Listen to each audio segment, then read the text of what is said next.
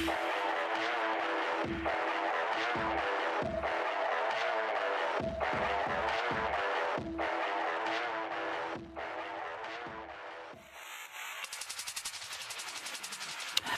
the first time in nearly 3 months, endurance racing returns to the platforms of the Gentleman Sim Racing Club in broadcast trim at least, as we welcome you on a Sunday morning right around Australia to Watkins Glen International in upstate New York and the first round of the GSRC Endurance Championship for 2024. A two-part campaign broken up into, like the 4 seasons of the GSRC year are broken up into school terms. We break this up into semesters. Semester 1 takes us through until early July, and then from the end of July right through to mid-December, we've got semester 2, and we've got some scintillating action coming your way. There's no doubt about that. But yes, the first time in 3 months that Enduros make it to broadcast, ladies and gentlemen, even though there've been plenty of Enduros that our club members have contested in other servers. Mountain Men's always considered a mini Enduro being 200 kilometres. But yes, broadcast mode engaged for endurance racing once more. Good morning, everybody. I'm Zach Caban, Daniel Correa-Sars here, so too Joe Baldwin, so too Josh Zuno. Welcome to Sunday Motorsport on the platforms of the Gentleman Sim Racing Club across Facebook, Twitch and YouTube. Welcome to Watkins Glen International. Welcome to qualifying ahead of the opening round of the GSRC Endurance Championship. There's the lay of the land. Beautiful conditions, 25 degrees the ambient, 39 on track.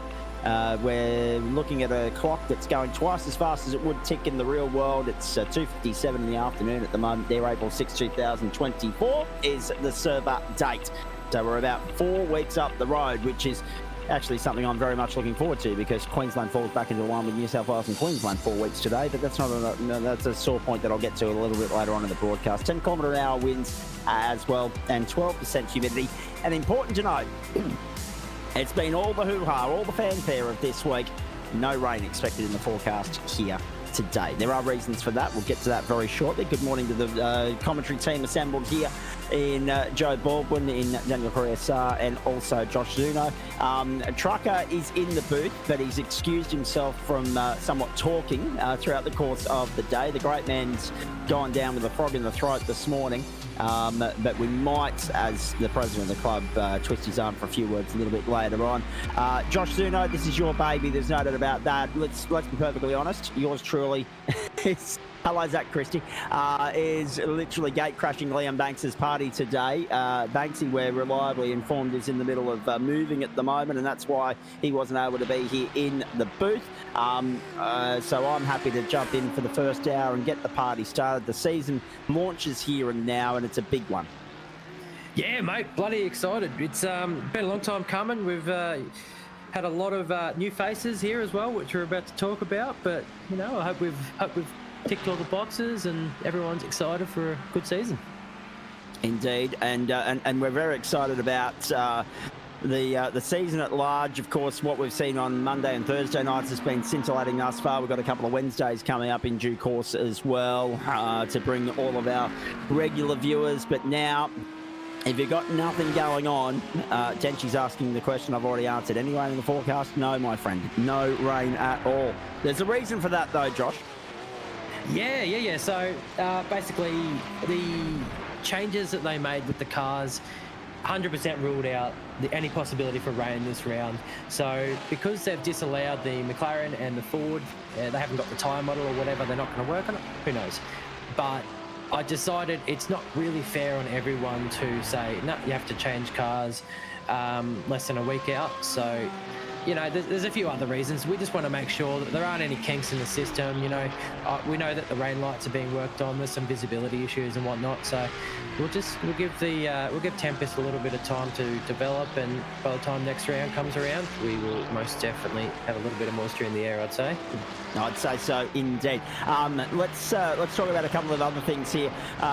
Just for the benefit of those of you that are new to what we do here on a Sunday, we'll go through the formats and the calendar in just a tick. But today's broadcast, we're going to take you through the first hour. I believe the boys are coming back for the last hour to take you through to the checkered flag. I'm not sure whether they're just going to leave the stream rolling without comms through the middle. We'll get clarification on that. But I was going to originally commit to the whole day here in the booth, all 4 hours, and then I got a ticket to Suncorp sent to me by a mate who I work with here on West Bromwell Radio in Ipswich to go and watch the Dolphins and the Cowboys this afternoon. So that was, considering it was a free ticket, it was too good an offer to knock back. So I'll be here to take us through the first hour, and then I'll see myself out exit stage right. But let's talk about year-on-year changes here as well. Hello, David Kirby. I saw you commenting earlier. I knew you'd be your ears would prick as soon as I mentioned the Cowboys. Good on you, mate. Good morning to you. It was great to see him in the GT3 race a couple of weeks back too. Fantastic stuff. Josh, let's talk about year-on-year changes to the format of our enduros. I noticed that the Le Mans hypercars have seen themselves out, but we've got a lot to be excited about here with prototypes and GT3. Well, beg my pardon, something on the third as well.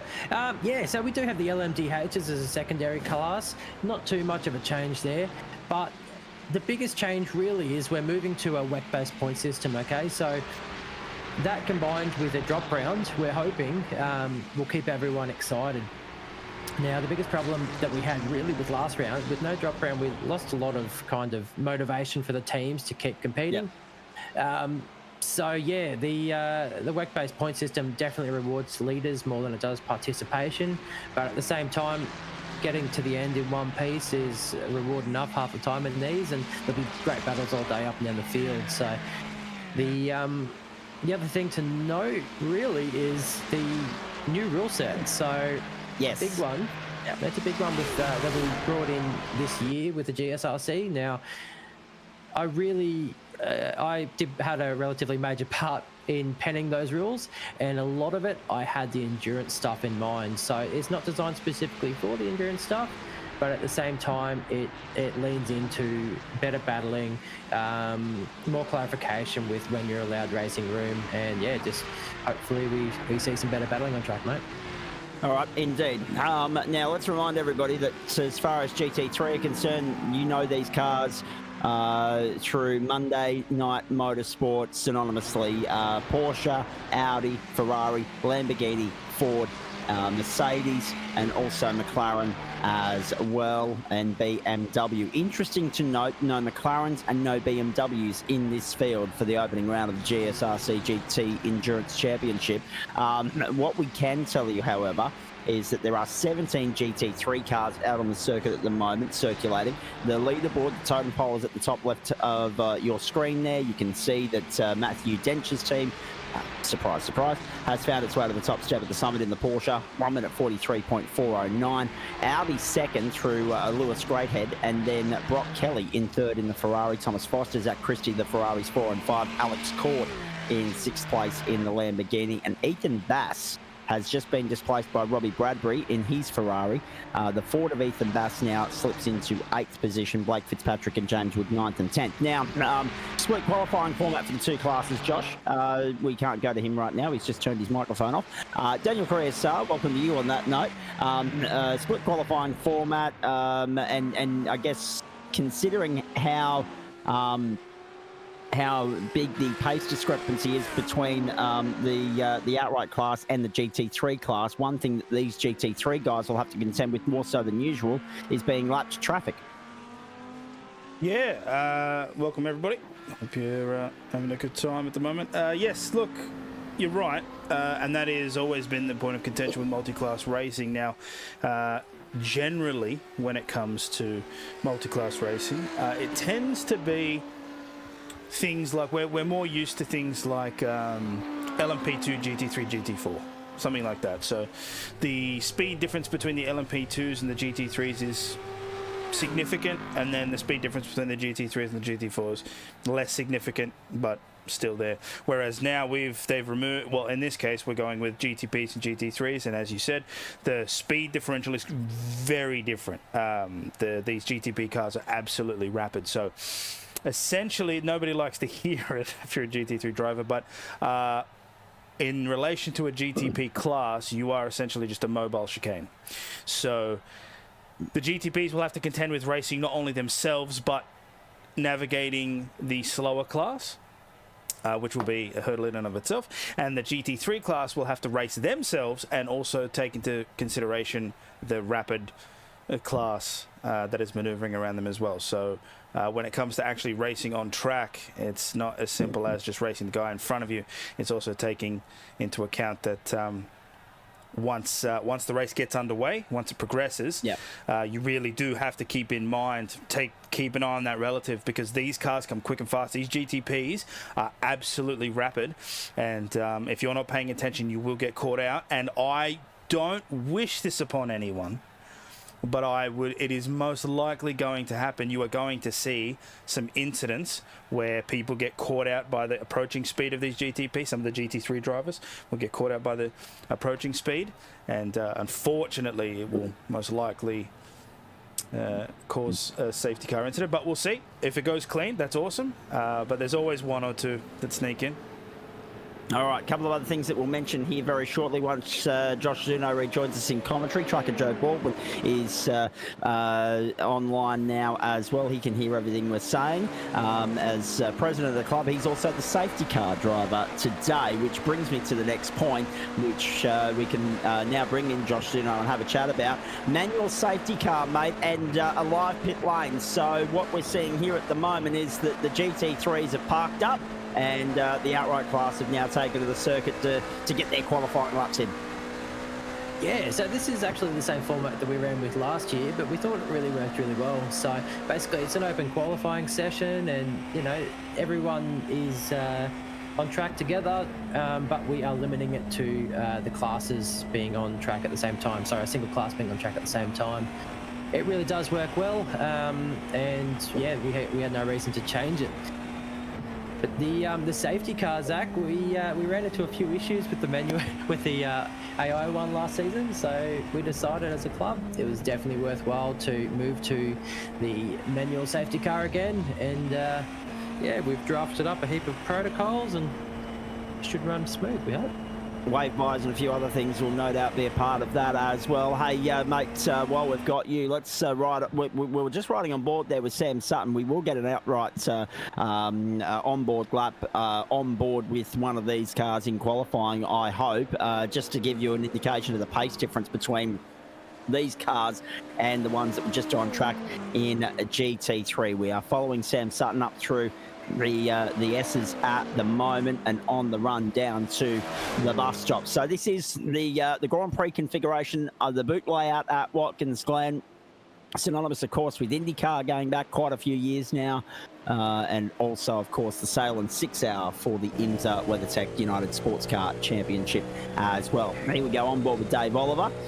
No pressure, mate. We're going to ride on board with you here whilst we continue to talk about the season ahead. I want to bring up the calendar on screen for everybody to have a look at, but I want to do it after this lap with Dave, just so that you can get an indication as to just how fast these guys are going through respective corners of the racetrack. And we were just talking, Dan Carrier-Sar and I, Josh, about the pace difference between these guys and GT3. So GT3 usually used to only having to worry about track position in relation to everybody else around them. Now they're going to have to worry about being lapped traffic in a multi-class format. It does change up things a little bit.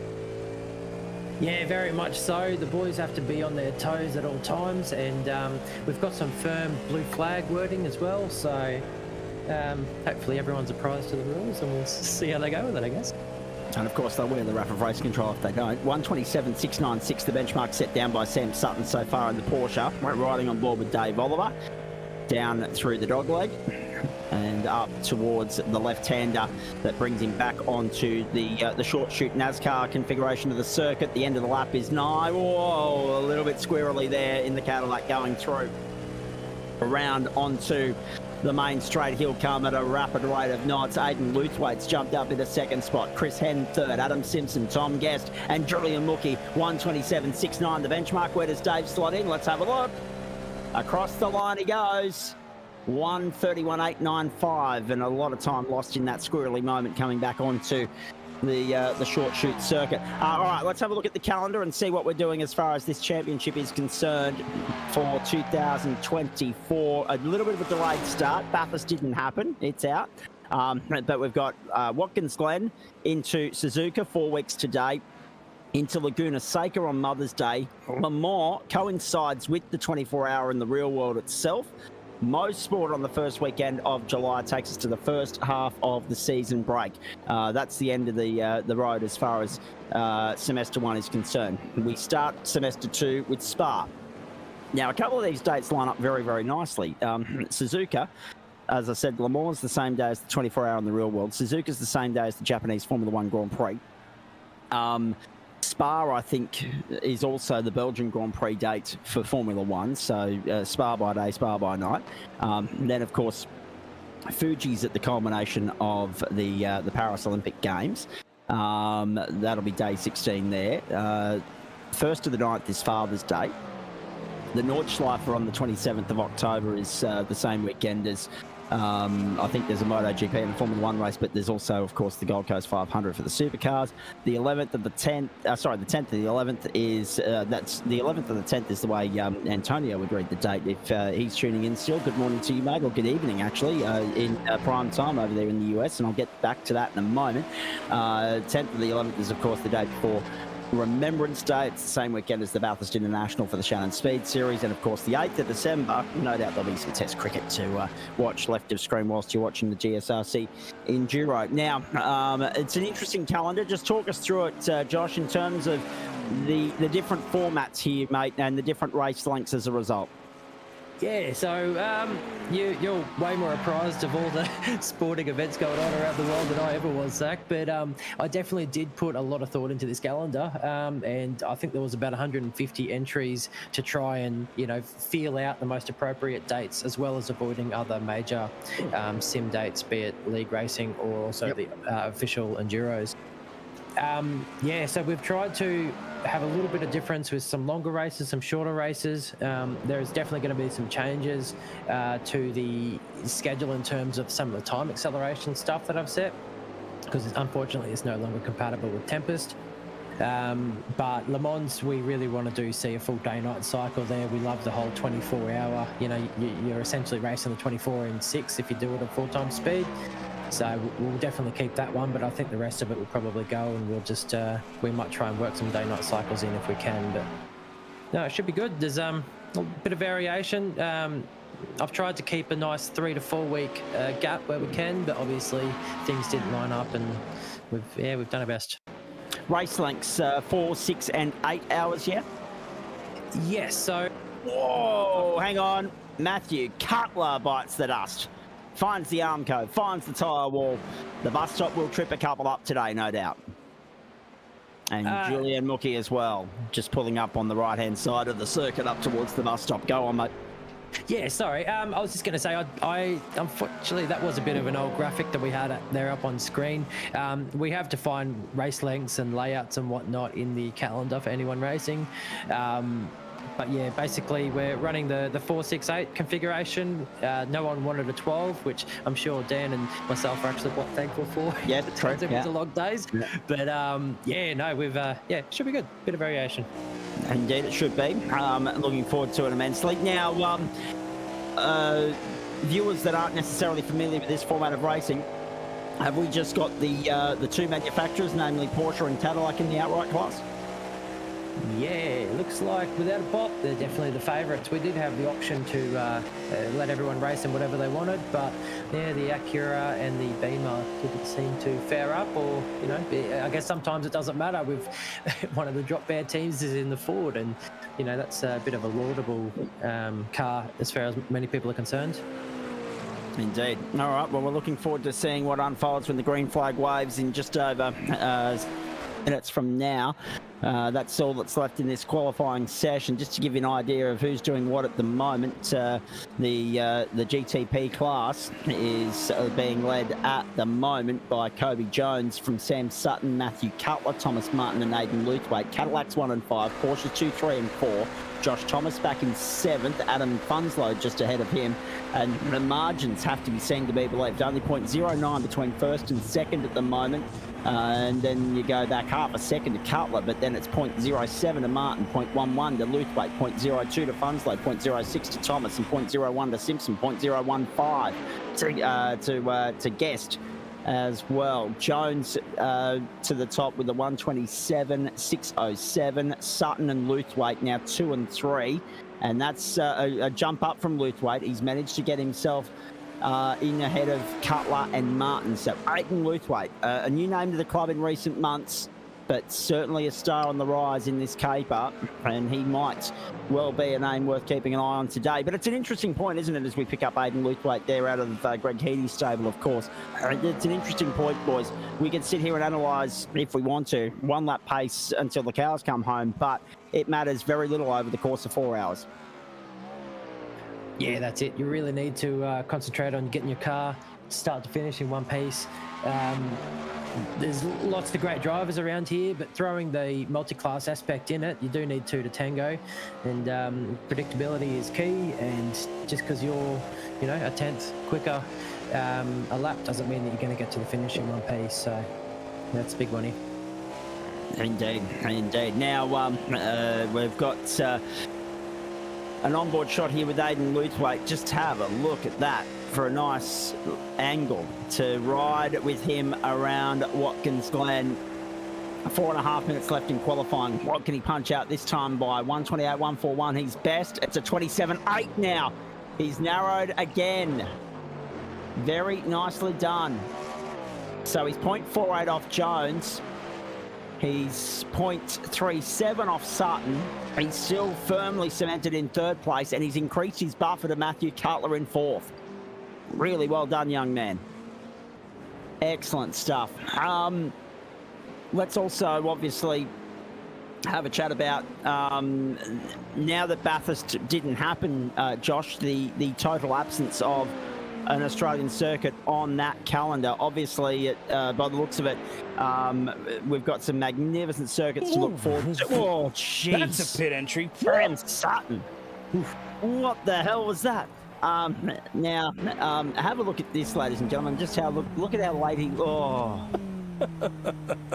Took out the witches, adds it all. Magnificent. Now, the absence of an Australian circuit on that calendar, I mean, we've got the best of the best as far as world international motorsport circuits are concerned, and we don't have any of the circuits that iRacing are dropping at any point this year included in that calendar as yet. No Portimao, no Mazzano, etc. I mean, Portimao will be brilliant later in the year in various aspects of racing here on the platforms of the GSRC. How tough a decision was it when you scrapped Bathurst to not reschedule it somewhere else, mate? Actually, I can't go to Josh at the moment. He's muted himself. He's seen himself out. We'll get back to him in a moment. I can only imagine it would have been a hair tearer for him because we know how revered Bathurst is on the international stage. Just going back to Antonio's point before I forget about it, when he said that he's in the house and ready to rock and roll, and he made another point about how Ferrari dominated this field is. Well, only in GT3. As far as the field is concerned, we've got, in GTP, we've got 11 cars. It's a split of 6 and 5. 6 Cadillac, 5 Porsche. You add that to the 1, 2, 3, 4 Porsches in GT3. Porsche's the clubhouse leader barely over Ferrari. 1, 2, 3, 4, 5, 6, 7, 8. And then, of course, you've got 1, 2 Audis, a Merc, a Ford, and a Lambo in that field. So there's the breakdown of it for you. Dale Sharp made the point that there's no BMWs. That's because you're not here, mate. You're not in the cockpit on a Sunday morning. Jared Knight also not here. So there's definitely some love for the Bimmer in the house, but not on this grid today. And we get it. It's one of the great things about sim racing is you can schedule a race any time of the day, any week of the year, and people will turn up from anywhere in the world. Dave Oliver just riding the car off in qualifying. Good thing that there's an automatic reset before the race start, and there's not the real world effect of that, where the team would be either riding it off and starting again, or repairing it well into the early hours of tomorrow morning before the race gets underway. There's the beautiful aerial shot, the blimp shot from the chopper of Watkins Glen, New York. Or is it a drone these days? I'm not sure. But talking about, Dale Sharp, Jared Knight, we get that these events don't fall in favour of everybody's schedule. That's why we've got Monday, Tuesday, Wednesday, Thursday night motorsport, Friday night motorsport, Mountain, and Saturday. We've got races popping up everywhere. But this is a nice change of pace for anyone that has daytime clear, particularly on a weekend, and can dedicate 4, 6 or sometimes 8 hours to going racing or going bowling. Go bowling at the Glen, as they say back in the days when that was the naming right sponsor of the NASCAR Cup race, of course. One other point I'd like to make is for our good mate Antonio, such a loyal viewer at the best of times here on the platforms of the Gentleman Sim Racing Club, but it's normally at ungodly hours, a stupid o'clock in the morning in New York. Tonight, we're going into prime time. Of course, daylight saving begins in that part of the world tomorrow morning, if I've done my homework right. So he'll fast forward an hour as he goes to bed tonight. I envy you, because I wish we had that concept here in Queensland, as you know.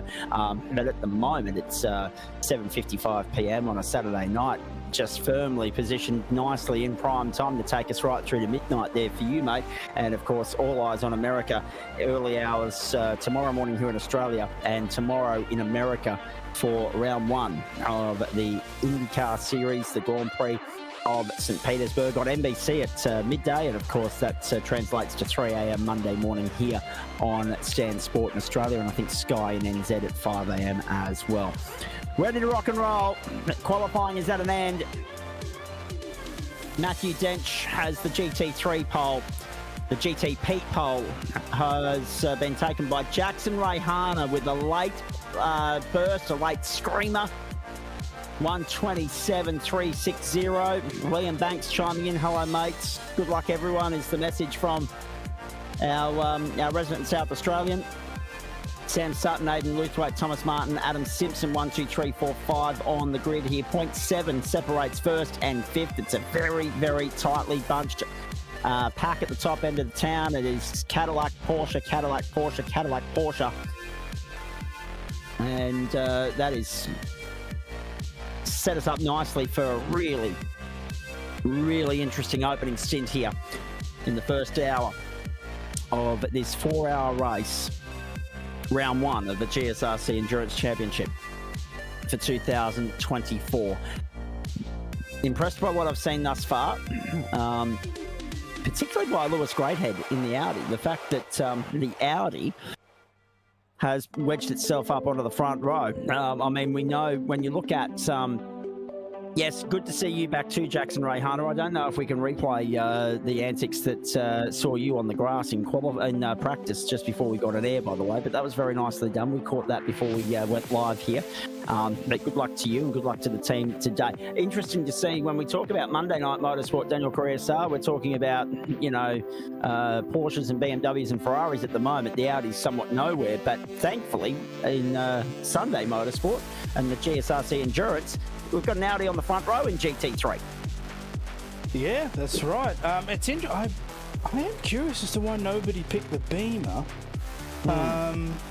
But yeah, you're right. It's the Audi seems to be pushing up the front there. I do appreciate that this one team with the Ford GT3. I love the fact that it's always there. Like, no matter where you look, someone always goes, I want that Ford. There's always one. So, yep. But yeah, no BMW. Also no. Oh no. So sorry, there is one Mercedes. I thought the safety car was the only Mercedes, but that's incorrect. Dale Sharp is currently in a Mercedes. Well, it would have actually meant you would have still been technically right if Joe was the only Mercedes, because there still would have been a Mercedes in the server, just not officially in the race. Yes. And we hope not to see too much of Joe throughout the course of the day, and we mean that with the greatest respect, but stranger things have happened. We are 1 minute and 12 seconds into a 5-minute warm-up session now, which precedes our 4-hour race here, folks. So the green flag flies a little after midday Eastern Daylight Time. Yes, Ben Faulkner, Upper Vermilion Motorsports. So good luck to Ben and the crew. Good field, a who's who of GSRC, and also some external members to the club as well, some GSRC Endurance Championship only members. They've all come in to sink their teeth into this and be a part of the action. Promises to be an exciting day, and really, I mean, Josh, you look at, as you rejoin us in central commentary now, Zach Cabe and Daniel Correa-Saki with you, Josh Zuno back with us, the category organiser, if you like, category manager for GSRC Endurance. And if we have a look at the racing circuits on offer here, mate, there are some great tracks in terms of how they lend themselves to this form of racing, and this is one of the best first cab off the rank. Yeah, no, Watkins is an absolute banger for endurance racing, and yeah, I thought it was a great race. If we can't have Bathurst, then yeah, we may as well have the next best option. So, begging your pardon.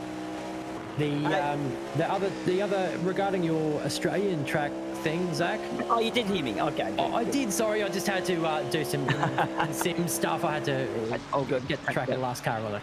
So how difficult a decision was it when you scrapped Bathurst not to either bring it back into the calendar somewhere along the line at the expense of another venue, or draft in another Aussie track?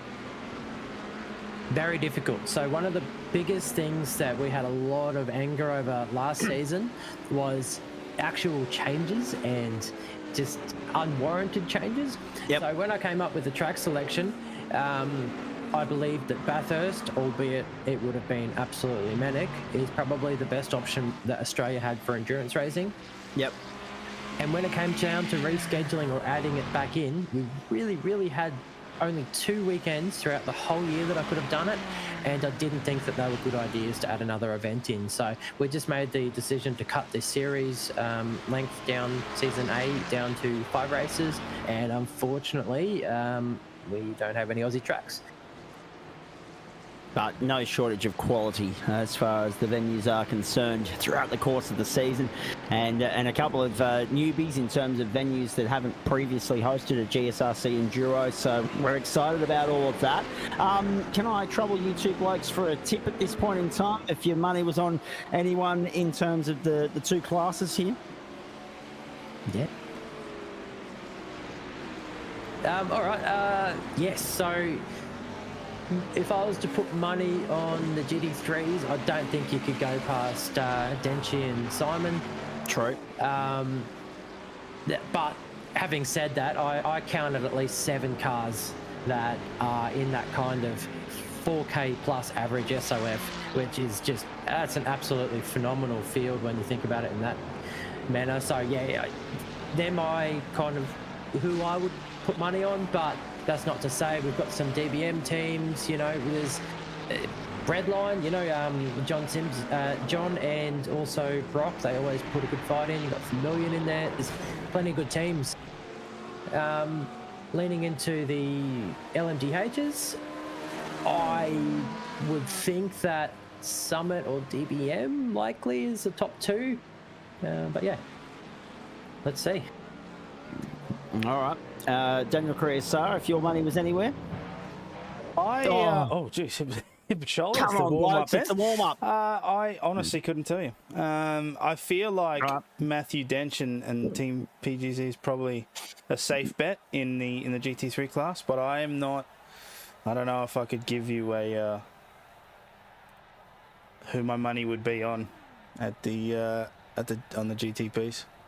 All right, clock moving twice as fast as it would in the real world. We have transported back to 7:15 a.m. Eastern time there in the United States. Eastern Daylight Time, of course, with it being April, and therefore the server will run in real time for 4 hours, but in sim time, it'll go through till about 3:15 p.m. this afternoon. 19 degrees the ambient and the on-track temperature at the moment. Let's have a look at the grid, and these are the starting drivers for the opening round of the GSRC GT3 and GTP Endurance Championship. Kobe Jones and Sam Sutton on the front row. Aidan Luthwaite, Thomas Martin the second. Adam Simpson and Matthew Cutler the third.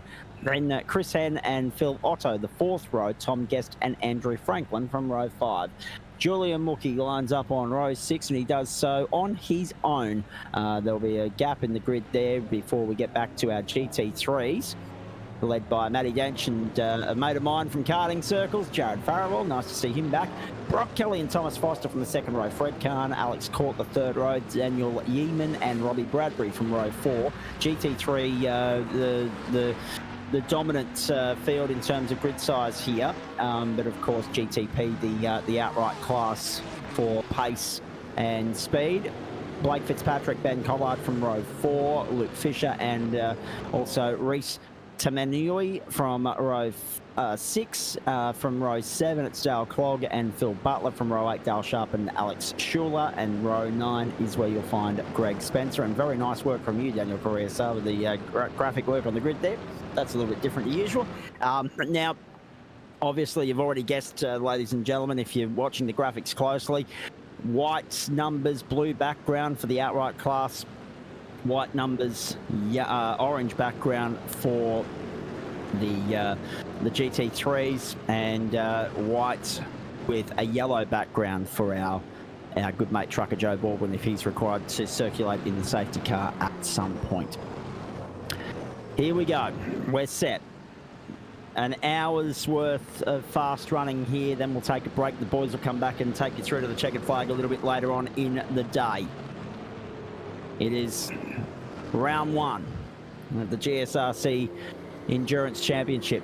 It'll be on in earnest in the early stages as everybody settles down into a rhythm and finds some clear real estate. Track position important around here. Overtaking opportunities, there are a few of them. And it is such a fast circuit that you don't want to make a rod for your own back early. So you want to try and avoid mistakes. You want to limit the potential for damage or unscheduled pit stops. You want to avoid penalties. All those invoices that might contribute to your downfall here throughout the course of the afternoon. Because at the end of the day, safety cars can only bring you back into the race to a certain point.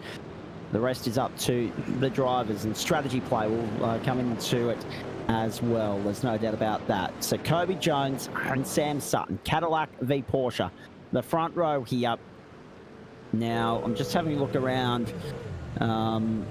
Kobe Jones, Sam Sutton, Thomas Martin, Aidan Luthwaite sharing the second row. Matthew Cutler, Adam Simpson the third.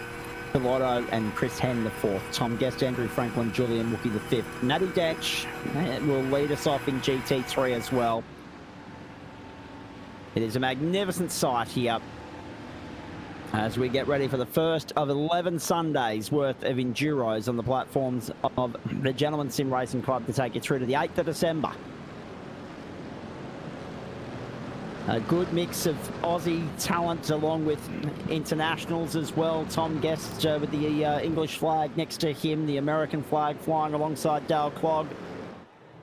There'll be a couple of Kiwis, no doubt, throughout the course of the day, co-drivers, etc., all coming into play. Set for a start. Round 1, GSRC GT Endurance Championship, Watkins Glen, upstate New York. Let's go to work. Great start, Kobe Jones. Got the whole shot on Sam Sutton. Leads the field to turn 1. Thomas Martin goes with him. And Adam Simpson was up on the inside there, getting by Matthew Cutler. Aidan Luthwaite's dropped a spot at the start as well to Thomas Martin. GT3 underway. Surprise, surprise, Matty Dench wants to lead the field to turn 1. Brock Kelly forcing the issue with Lewis. Great air trouble! First corner, we didn't even get to the S's. Oh my goodness me! Lewis Greathead, round, pointing in the wrong direction. The Audi is at the back of the field. Can you believe that?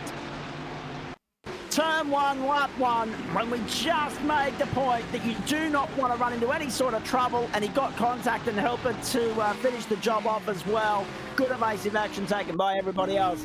That is not the way to start your GSRC GT3 endurance campaign. Lucky that was not a bigger incident. That could have been safety car number 1. So Greathead has a job to do for the rest of the day to claw his way back through the field. Jones is bolted at the front, leads by 1.6 to Sam Sutton, but we've got our eyes on Blake Fitzpatrick right now. And now back to Aidan Luthwaite. Luthwaite 4th on the opening lap. No change in the order except for Martin and Luthwaite as far as the GTP class is concerned here. Matty Dench has got the better of Brock Kelly. Alex caught up 3 spots on the opening lap in GT3. And to give you a bit of an indication as to the difference in pace, let alone the fact that these guys started 300 or 400 metres apart, these guys are heading up to complete about 1.5 laps. And Matty Dench is only just now making his way back around onto the main straight to complete the opening lap. So already this field well and truly spread out in terms of the class variance. Traffic will play a factor from about lap 6 or 7 on those numbers. And that is Thomas Martin in the wall. Big one for Martin. An enormous shunt. Now, can he get that one linked back to pit lane, or is he going to be calling for some help? Oh my goodness me. He's stuck at the bus stop. I don't think he's moving. I think that might be safety car number 1. Oh dear. Drama for Martin on the 2nd lap. And it's not as though we didn't see that one coming. We know the trigger points around here, boys, don't we? Joe Baldwin's in the commentary box for the first time today. We might see him on the track in just a moment. And the safety car has been deployed. There it is. The bright, shiny, flashing new graphic at the top of the screen, courtesy of Daniel Carrier-Sar. Hello, Joe. Hello, safety car stuck in the pits for another 40 seconds. Oh, when the race started, I towed mistakenly, and yeah, so I've got 20 seconds I can move. I should be right. No, we should be right, I think. All right, so everyone will go around at a moderate tempo just for the next short while. And then Joe will come out and pick up the field. He'll end up picking up the GT3 field before he picks up the prototypes. So those guys, the GT3s will end up getting a wave around here, and we'll have Kobe Jones pick up the safety car next time by. Is there a safety car for the safety car, Jared Knight? No. The medical car wasn't even available today. Oh dear, we can have some fun with that, can't we? So the GSRC safety car deployed for the first time, and it didn't take long. Boys, I can't say I'm terribly surprised. We know Watkins Glen, we know the trip hazards around here, of which the bus stop is definitely one. And this area of the racetrack here, the S's being the other key trip-up point. Thomas Martin, that's a big blow. But where the point of difference is here, as Simo makes his way in to join us in the commentary box as well. We'll get to you in a moment, Simo. Get some thoughts from you, mate. Nice to have you on board. But firstly, Josh Zuno, to you. This is different to our Monday and Thursday night offerings here in the sense that as Joe goes through the bus stop to park it and wait for the field to come round, and he'll pick up the GTPs next time by. He'll no doubt wave the GT3s by to join at the rear of the train. And that buys the GT3 cars just a little bit more time in terms of not having to contend with the prototypes coming through to lap them just yet. So that's good news for them. Just going back to you though, Josh, this is different. Normally in Thomas Martin's instance, we'd see the fast escape, the quick eject, off you go back to pit lane on the tow rope manually. But because we're doing our own internal manual safety car through Trucker Joe today, if you're parked up and you can't move, you've got to call for help manually, and therefore that's why the safety car gets deployed. And once again, I've tried to Josh, and I can't talk to him. Daniel, you might be able to help me out because this is not new to the endurance caper. No. So just to clarify, because I was focusing on the standings there. Your question was as to the procedure of a manual safety car. Is that I was just saying to our viewers at home that the procedure here is different. Normally, in the instance of what happened to Thomas Martin, they would see him on the tow rope and the quick escape on the pit lane, and maybe even the fast eject out of the server, with a bit of a rage quit for good measure. But this, because of the manual safety car and because it's an endurance race, it's a little bit different, the protocol. Yes, that's right. Apologies for that. Yeah, it's unfortunate. I am the broadcaster, so I was just trying to focus on some of the grids there. But yes, you are correct. So normally, if you were just racing as per usual, you would just tow rope, because obviously that is a luxury that we are afforded in the sim world. However, when it comes to enduros like this, what we strive for is two things. One, a little bit more immersion, just to make things a little bit more realistic in that sense, because obviously cars don't magically tow to the pit lane in the real world. They do have to wait for a truck to come out and load the car and get them out. Also it gives us a way of bringing the grids closer together, and it's not necessarily that you want to do that all the time, but it does give a little bit of reprieve for some of the drivers, and it throws a little bit of dynamicism, if that is a word. I think I just made that up, but it throws a little bit of a change into the racing as well. So in officials, you don't really get that luxury. Whereas in enduros, you can bring that in, and for the most part, people appreciate that. They appreciate the ability to have those kind of chances, and so yeah, there is a delicate act. You do have to make sure, because the downside, or the possible downside, is. Okay, the adage is well known. Safety cars breed safety cars. That seems to be 100%. A well-known fact in the motorsport world. So what you have to do is be careful that you don't just then have a proceeding just safety car after safety car after safety car after safety car. That's ridiculous. Nobody gets any racing done. So hopefully our drivers are sensible, they line up correctly, and once, I'm not sure when we're going to go and restart, but once that does, if they get off cleanly, then we should have some good hours of racing ahead of us. But yes, that's good. Jared Knight, well played. No, that's comment of the day thus far. Trucker's well within his rights of achieving a good result here, no doubt about that.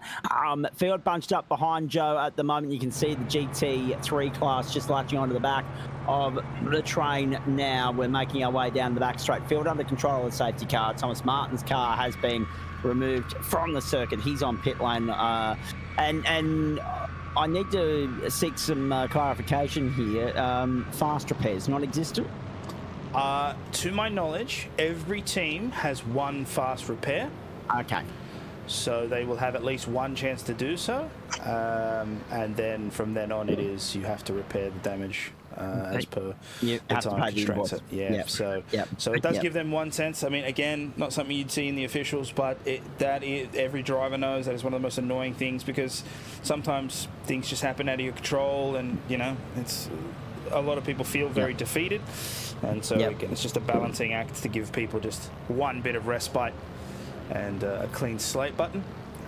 But that's the only one you get, and so that also brings in another delicate balancing act, which is if you're a driver and you prang the wall slightly and you get slight damage, do you use your fast repair for that, or do you push on in the chance that possibly a bigger shunt comes later? Because God forbid you get slight wheel damage, go and use your fast repair, and then you bin it later on, and then all of a sudden you got to wait possible 10-20 minutes to get your car repaired. So indeed, have a look at that for a broadcast shot, ladies and gentlemen. Good crowd on the hill for the 4 hour today. Standing by for potentially a restart this time by with trucker Joe Baldwin in control of the safety car at this point. And by the way, well done to all involved with the artwork on that course car of ours as well. You can see safety car in bright yellow on the back of the thing and on the front as well as the competition logo for the GSRC. It's a safety car, Zach. Yeah, true. For the GSRC Endurance Championship. Right, we're ready to rock and roll. Where are we with regards to safety car, mate? Are we in this time by or next time by? No, I believe we're doing one more lap behind the safety.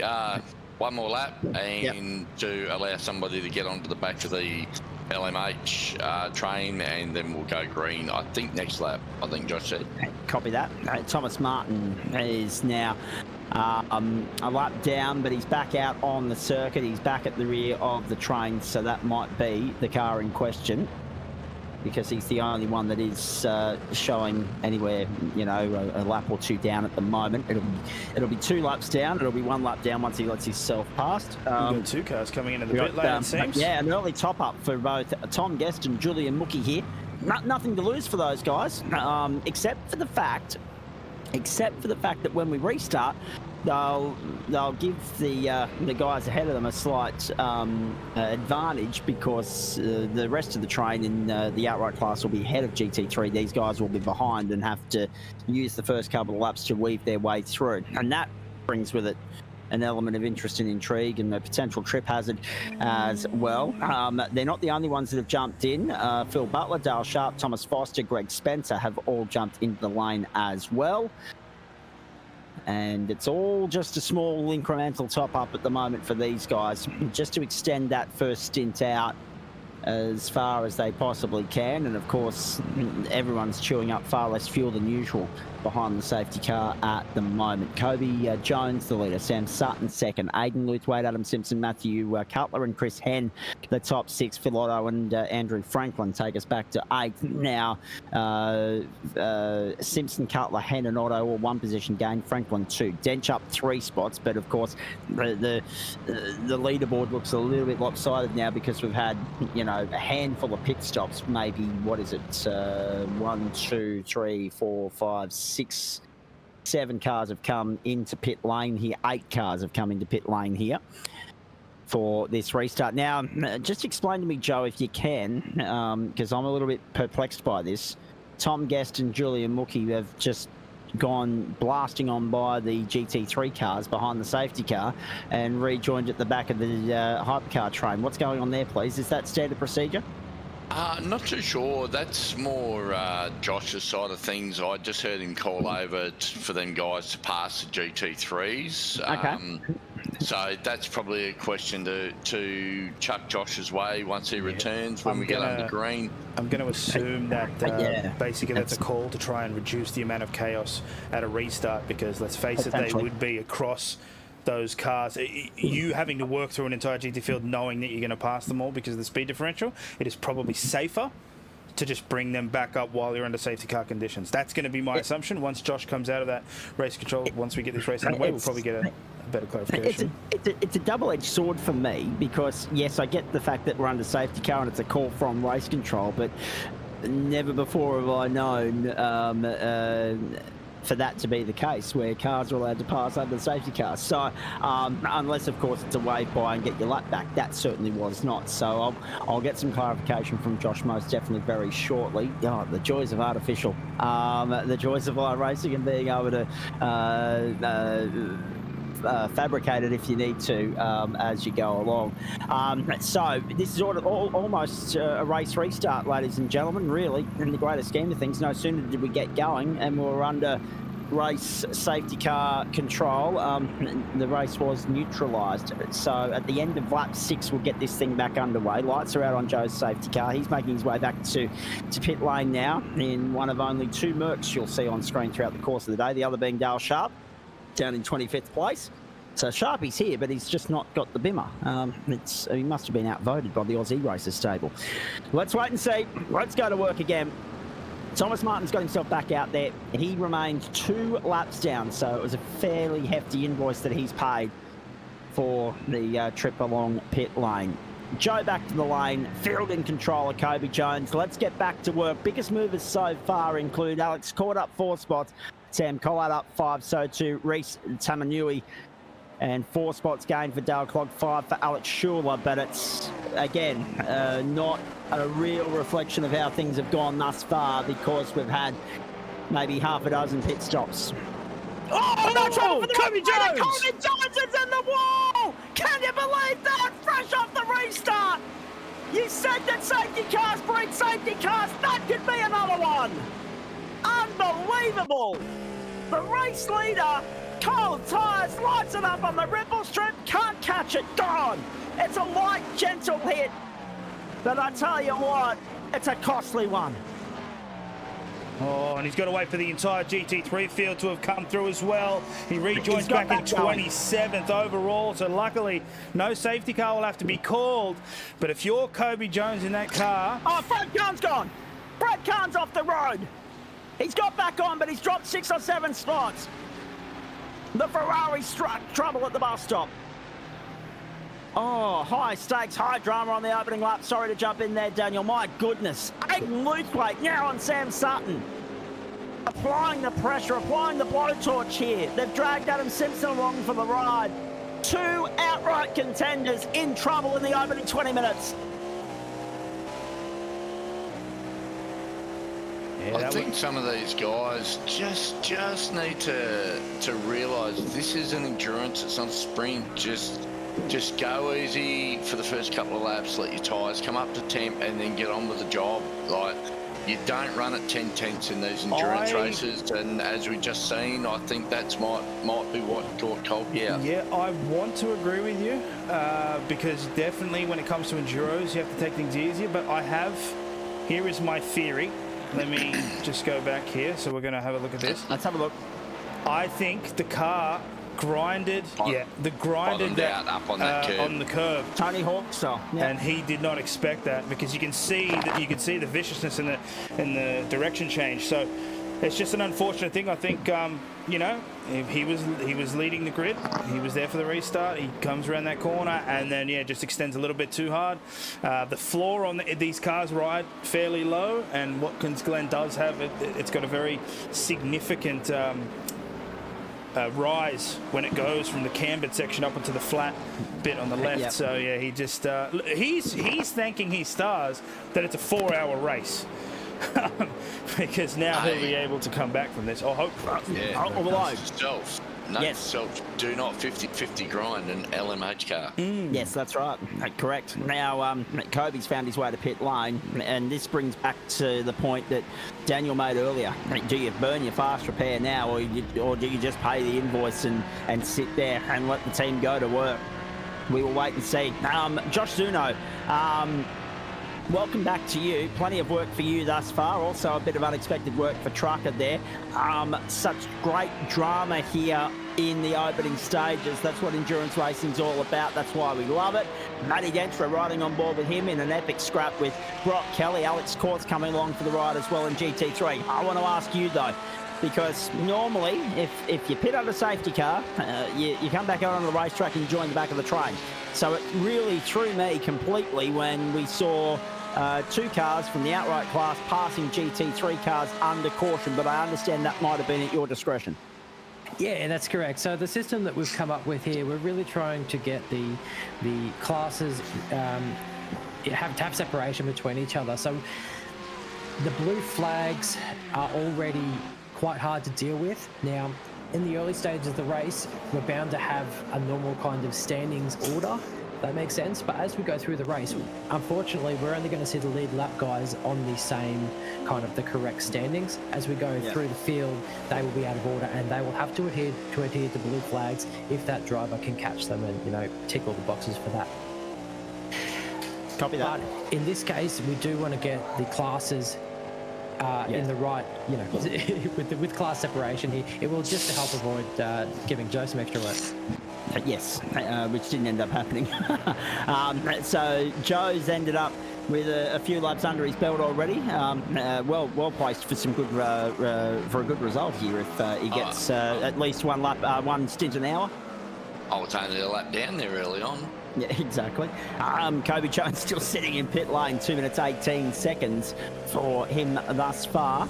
20 minutes gone. We're with you for another 40 live and free on the platforms of the Gentleman Sim Racing Club across Facebook, Twitch and YouTube. Great to have you along. Sunday Arvo Motorsport now. Well, at least in progressive and civilised parts of the country. Have a look at this. Julian Mookie, we're riding on board with him. He's been relegated to 9th as Tom Guest jumps by on the inside and goes out in pursuit of Andrew Franklin. So nice move from Guest to get by Mookie, the sharp EIT entry, down in 9th place at the moment, but already ahead of those 2 cars that have struck trouble, namely Thomas Martin and Kobe Jones. And that comes back to the point you 2 blokes just made.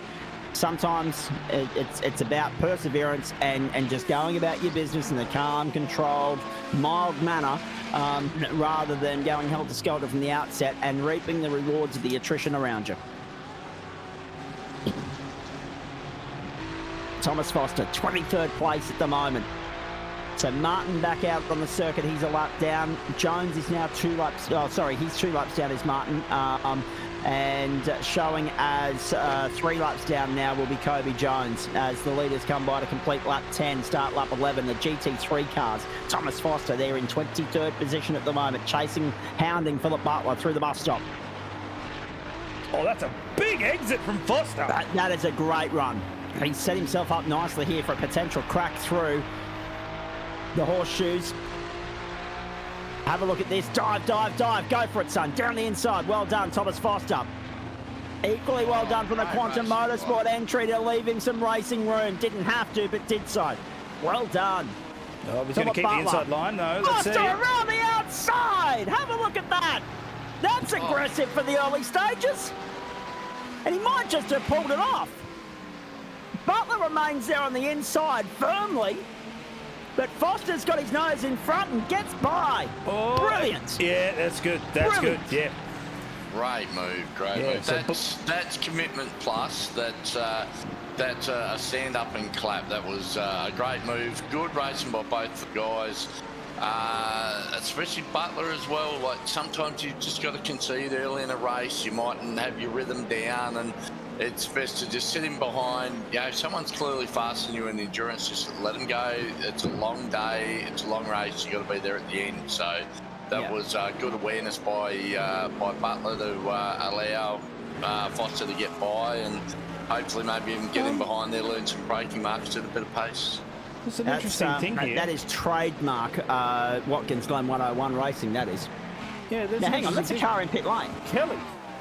Kelly was running P2. Yeah, Brock Kelly, right. that's Breadline Racing. They were P2 behind Matthew what's there, happened and now? they came in. I have no incident event in the log, so I do not understand why they came in. Oh, and now we're starting to see the GTPs make their way through the GT3, so here comes potential trouble. Oh, look at this. Look at this group of 3.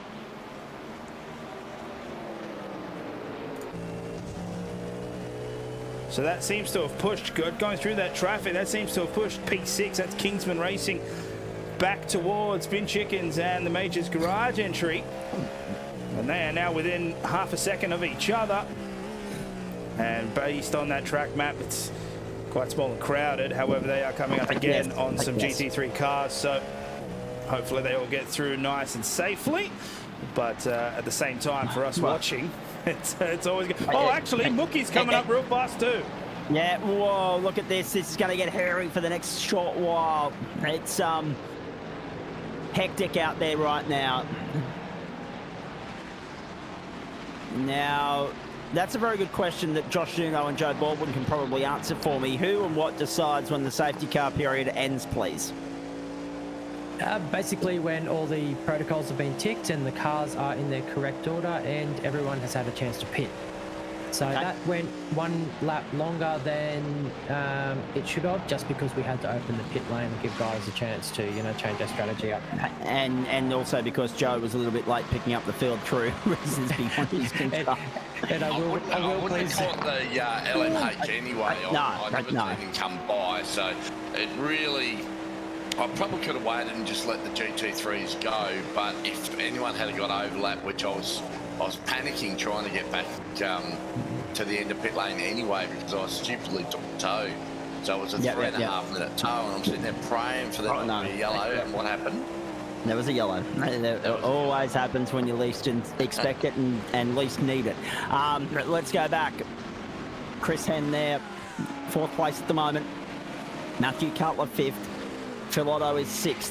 The battle for 4th is actually, as far as the outright fight is concerned, the closest one on the track. Sutton leads by 3.2 to Aidan Luthwaite. Behind them, Adam Simpson. And then Chris Carr, Matthew Cutler, Phil Otto. It's interesting too. Tom Guest came in to pit during that safety car period, as did Julian Mookie. Matty Dench still remains the leader of the GT3 field, although they are already a lap down on the GTP outright class. Julian Mookie there in 9th place on the lead lap still, but about a quarter of a lap down on Sutton. There they go, blasting on by. Greathead. See, Lewis Greathead, that's late on the brakes. Whoa, big dive down the inside. Pretty wide to turn one, why not? It's only, 25 minutes into the motor race, why not?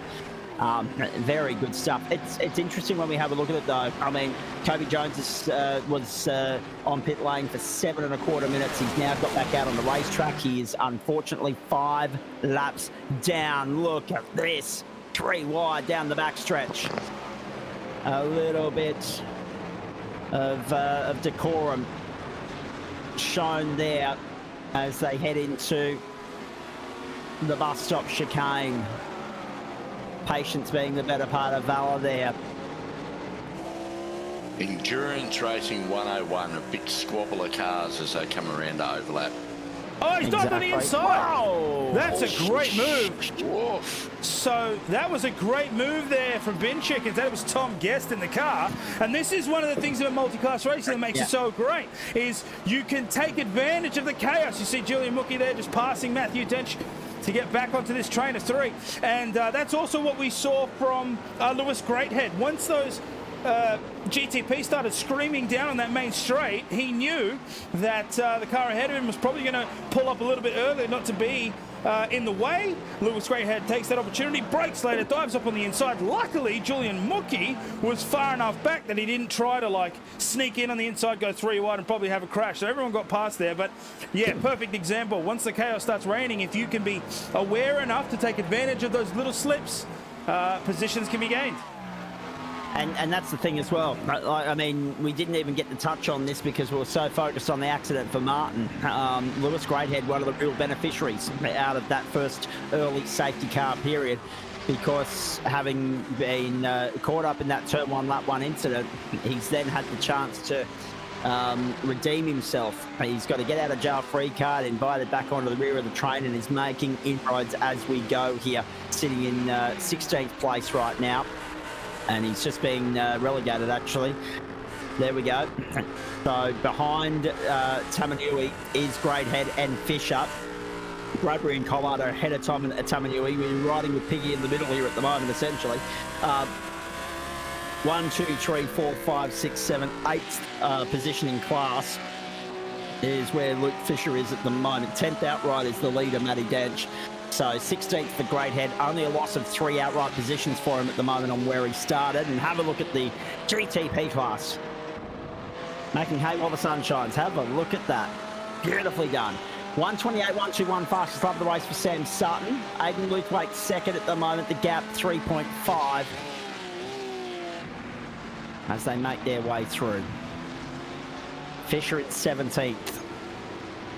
16th for Tamanui. So track position changing, chopping frequently at the moment. Kobe Jones, as I say, a few laps down.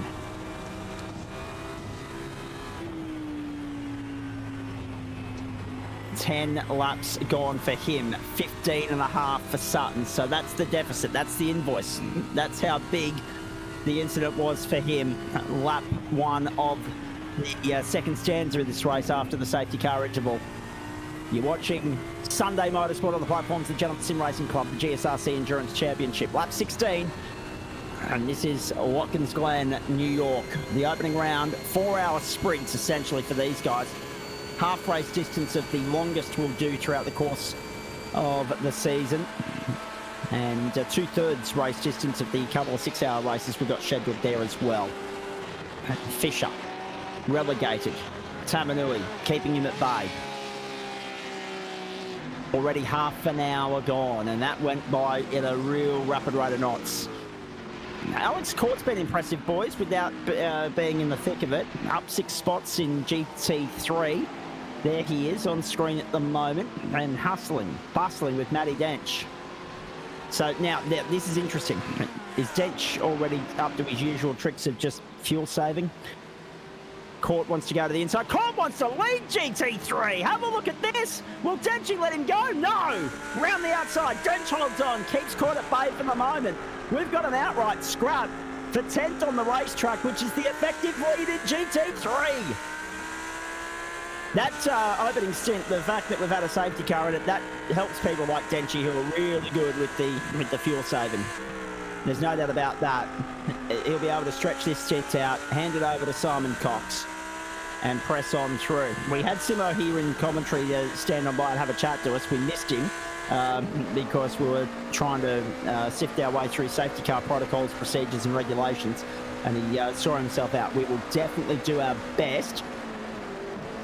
Definitely do our best to catch up with him a little bit later on in the day. Matthew Cutler there in 5th place at the moment. We're right on board with him chasing Chris Henn, the closest battle on the racetrack at the moment in the GTP class. Phil Otto also hassling Andrew Franklin. Dench and Court going at it. Court to the lead at 1. Or at the bus stop, I think it might be. My apologies. Yes, Alex Court to the lead at the end of the back straight. Here's the replay. Dench has opened the door up on the inside and Court's gone through. This is going to be a big send. Have a look at it. Bang. See you later. Alex Court wants to lead from the front in the Lambo. Well done. The only Lambo in the field, and it leads GT3 at Watkins Glen.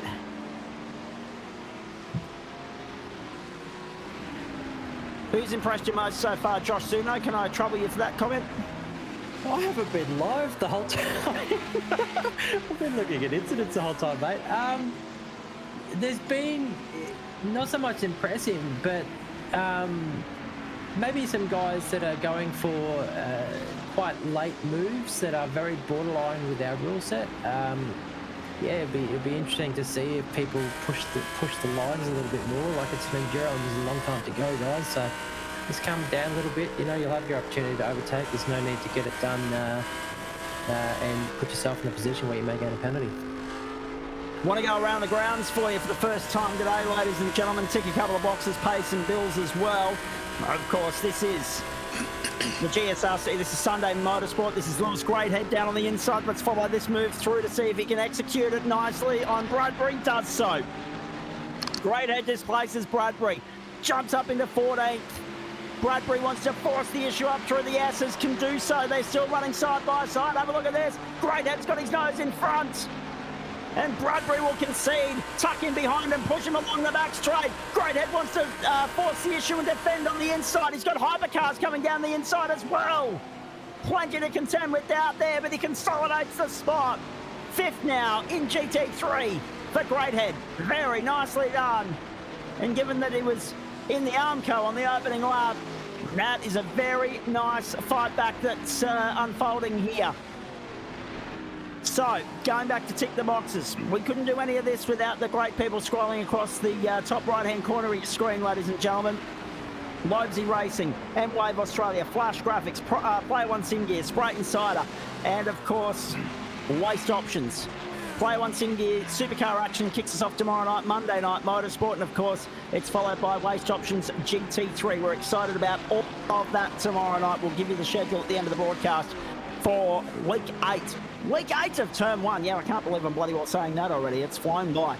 And as far as the rest of it's concerned, and I actually won't be here Thursday night this week or Monday night next week, folks, due to a road trip to Griffith. But yes, looking forward to it immensely on the platforms of the GSRC. As far as the cricket's concerned today, no other matches underway. Football, AFL or NRL, but cricket, we've been underway for a while here. We're approaching tea at the Hagley Oval. Well, sorry, we're an hour into the second session, I should say, at the Hagley Oval in Christchurch. This is the second and final test match. It is day 3 rather, and it is New Zealand 5 for 295 in response to Australia's 256 in response to their first innings of 162. So Australia led by 94.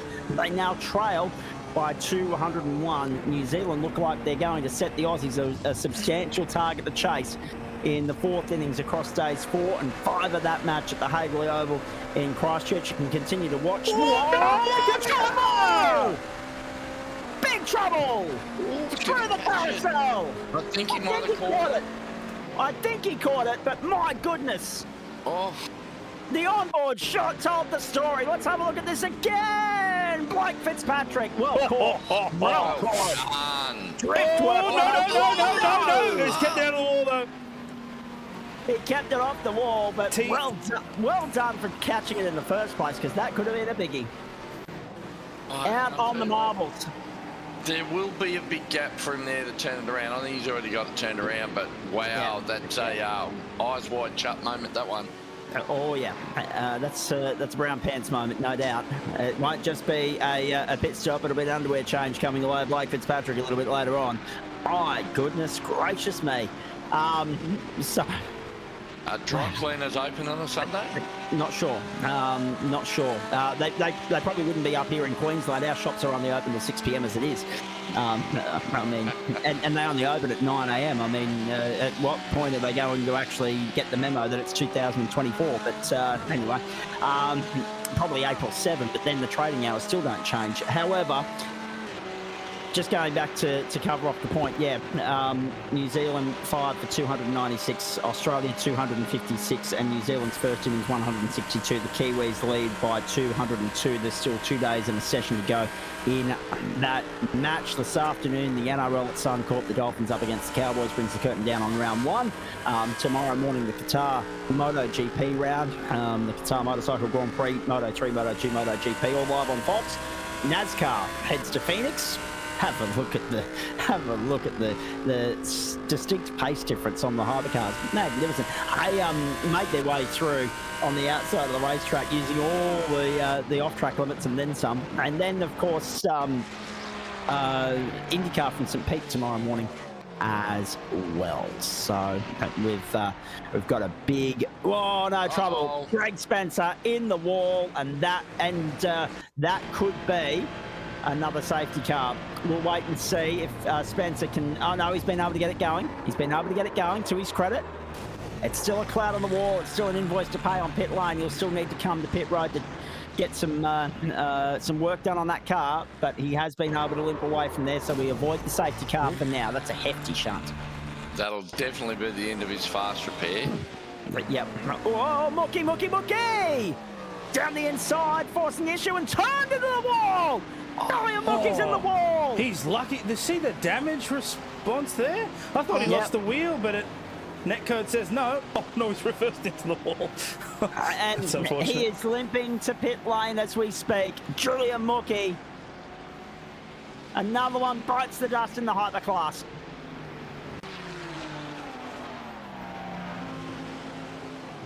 Jared Farrell referring an incident to race control. As a result as well, we ride with Robbie Bradbury. Oh, yeah. He scraped the barrier there. To be fair, I think Julian and the team, they've probably got a right to be a little bit aggrieved there. There was probably... I think they looked like they left enough room, were wide enough around the outside. There was certainly plenty of track to the left of the GT3, but it's probably something we'd need to have a look on board of the GT3, see how much speed he was carrying at the point of impact, and just may not have been aware that he was going to have a go around the outside there. But yeah, it's certainly an awkward trip up. Yeah, absolutely. Geez, there's been so much action, so much to pick apart in this opening hour. Isn't there just... And we're not even at the end of the opening hour yet. It's only 40 minutes. Oh no, that's right. I mean, so Julian Mookie in and out in 28.03 seconds. So that would suggest to me that they have burnt their fast repair there and now. Whoa! Hold your breath. That was so yeah, spicy. I didn't finish the point about the cricket because we got caught up with what was going on circuit, and rightly so. Lewis Greathead on the comeback trail for the second time today. 16th now, trying to get by Robbie Bradbury. You can watch that test match, Australia and New Zealand, on Fox Cricket, and you can listen to it on SEN around Australia. So make a note of that. In the meantime, Lewis Greathead in 16th place now as they make their way along the back straight. Oh boy. It's all happening here. Great head with the dive down the inside of the bus stop. Got him. Pulls it up nicely too. Bradbury left behind in the Ferrari. Oh, I think And now has to contend with the Porsche of Fisher around the outside. Fisher with the send. Couldn't get it done. Martin Thomas Martin's fought his way back to 10th place, boys. So even with that distinct 2-lap buffer, that deficit to the outright leaders in his class, he's managed to unlap himself on all the GT3 class cars to this point now. So that's a really impressive fight back from those guys back into the outright top 10. Yeah, I could also be wrong, but I believe, should there be another safety car, that he'll be able to lucky dog at least one of those laps back. I don't know if that's the case. Maybe Josh can clarify that. He is currently doing race control stuff now, but yeah, I believe lucky dog is in effect. So we'll see how that goes for him. Trucker, you might be able to elaborate. Not too sure. That I just do what I'm told in the safety car here at the moment. Hang on, a race car driver doing what he's told, please. Hey, I'm not racing. No, true. True. That's the only caveat there. I'm actually not racing. I'm just, I'm just a spud today. So I do as I'm asked, not as I'm told. And but I won't tow and bugger it up next time if it happens. But I actually see we've got one car 71. He's saying he's got a clear, like a box saying that he needs to drop to end of line, which is a bit strange. There must be a glitch on their end somewhere. I see Josh has informed them that they don't have any blacks hanging over their head, so that's a bit of a strange one. But so far, I think, like, we've had a couple of incidents, but for the first enduro of the year, I think it's going on pretty well at the moment. So, but the speed difference, look, as anybody who's had a chat to me about Foster was trying to get through there on the inside. Foster was trying to get through on the inside of Brock Kelly and Reece Tomanui, and he's come undone. Thankfully, kept it off the wall as best he could. Kicks up a little bit of grass, gets back on the track, but drops down to 23rd. Action aplenty at the Glen. We expected this. Oh, they're going to come together as well. That's going to allow Bradbury on the inside. Oh, there's so many cars. The GTP has to get through as well. All right, that's gone cleanly. And does so. This is sketchy, hairy stuff. No doubt about it. That's Lewis Greathead in 15th. He's trying to get by Ben Collard on his outside. Robbie Bradbury and Luke Fisher in there behind him as well. Who trips up first and how costly and deadly will it be? Bang, Greathead through. Millimetres in this. Greathead. They're going to go side by side up through the S's. Have a look at this. Find your dance partner and stick to the lane and let's go. Greathead on the inside. Who's that wants to go with him? I think it's Bradbury and Fisher. It's Bradbury that we're riding on board with. He's trying to get down on the inside. Collard on the outside. There's a GTP as well. Through. Bang. The GTP's backed off. That's good. That's, of course, young Aiden Luthwaite there. Around the outside. Look at him go. Also, while that happened, if I'm correct here, let me just have a look for a moment. I believe... So we were on board with Bradbury. The GTP came up, and look at Luke Fisher here on the outside. Yep. He actually snuck in. I did not see that at first, but he snuck in there. Good job. That was impressive. Josh Zuno rejoins us, no doubt. Absolutely destined to be spent by the end of the day with the amount of work he's going to have to do here. You'd be tearing your hair out at this point, mate, and holding your breath at just about every corner. Pretty well, Zach. It's a bit of the case of the age-old LMDHs are able to throw it well deeper into the corner than the GT3 class, Yep. and they're just not taking into account the traction limit or giving adequate room. So, as per our rules, you have to have earned racing room to be allowed it on the inside. And when a GT3 car is committed to a corner and a line already, there's not much they can do. If an LMDH car needs to pass, they need to do it safely, leave adequate room on the outside, whatever they need to do. It's on the LMDH car to do the move safely. And yes, I don't have a lot of hair to start, and I don't have even a serpent. Yes. We're not trying to stress you out though, Josh. Not at all. Oh, maybe Josh, could you just clarify? Yeah. Is the lucky dog rule in effect? Yes. Yeah.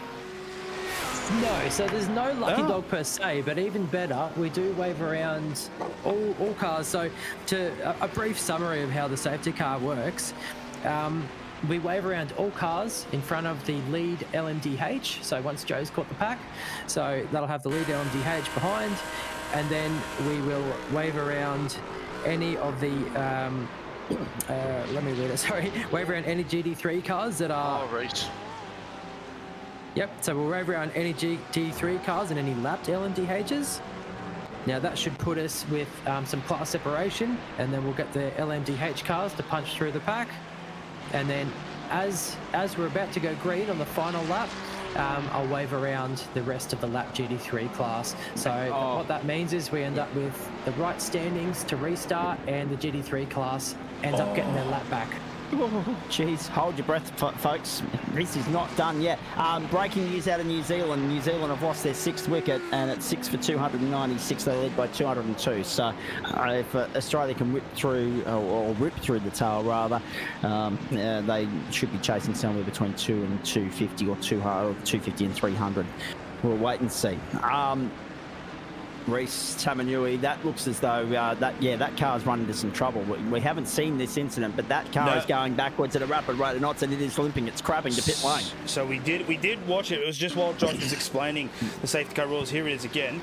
So Reese has done what the others have done, and he's backed it into here. Now here's the thing.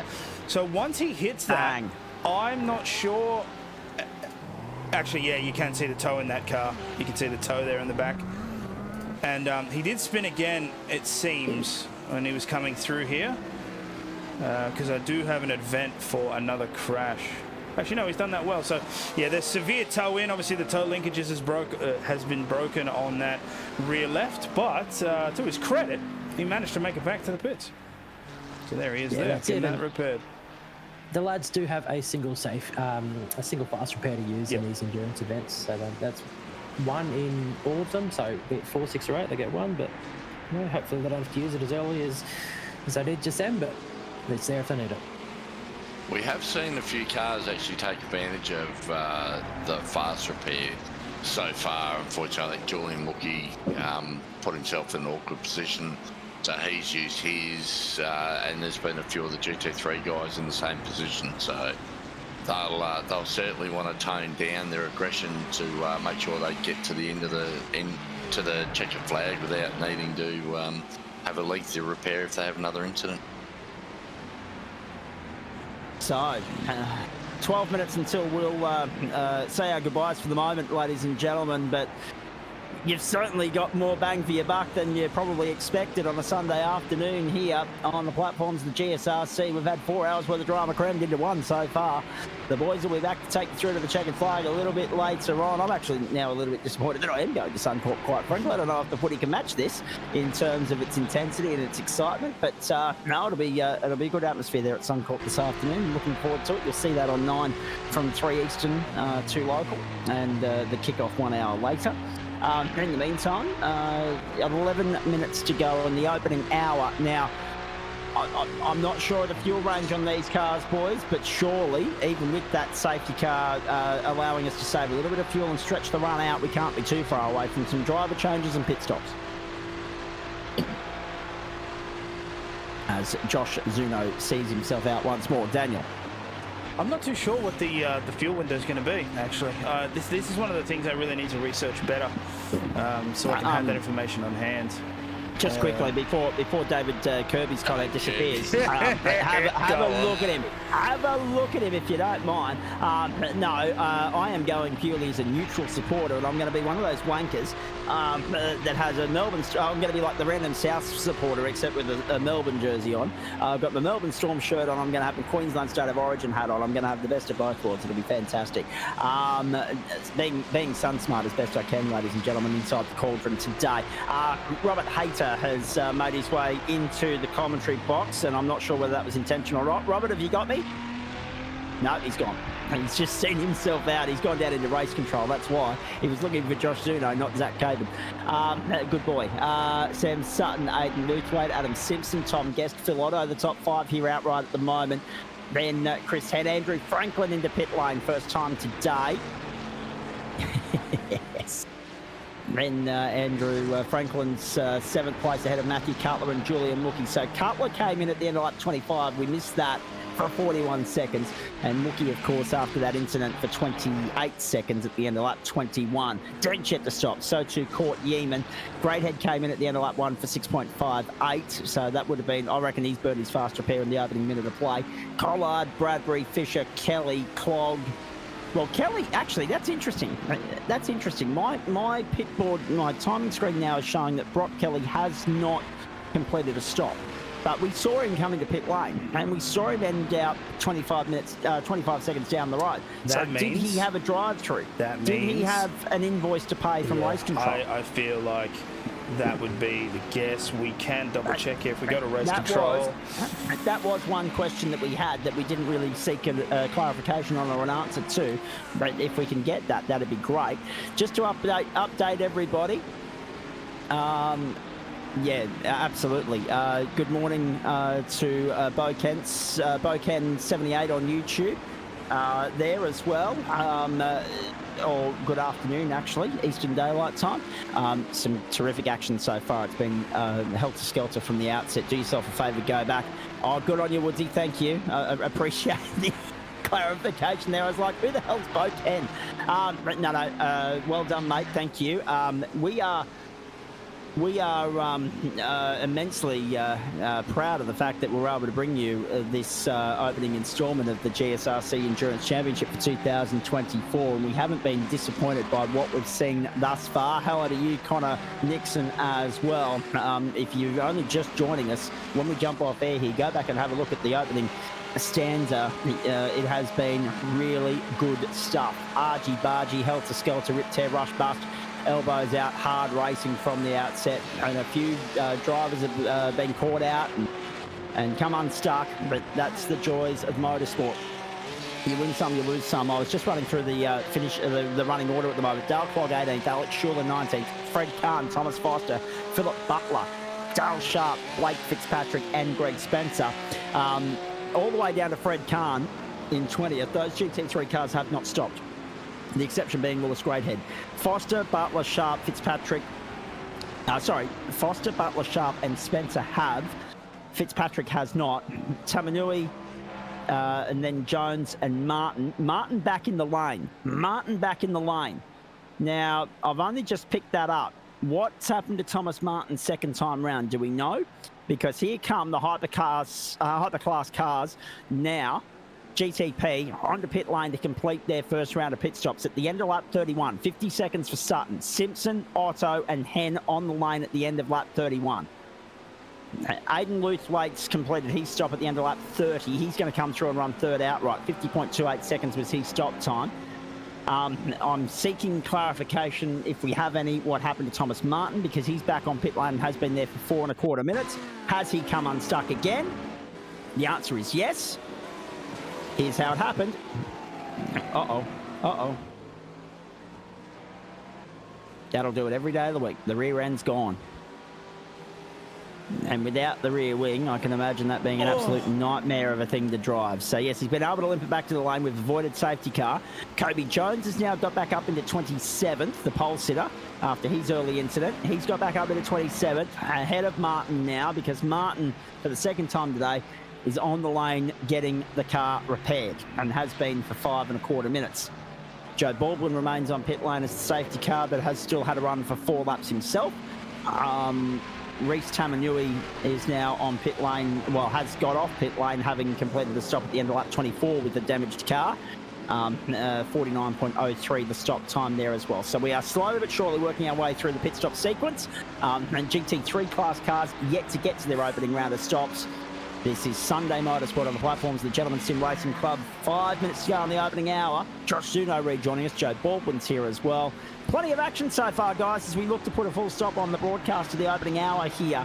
I mean, Tom guessed the big winner so far. That he still has an invoice to pay. He's up 8 spots, but he stopped on lap 5. He stopped under caution, and now as a result of that, he stretched out his fuel run a little bit further than everybody else, but he will come to pit lane very shortly. Yeah, I think one thing I'm looking at the track map here and noticing is the difference in the two classes, like the LMH cars.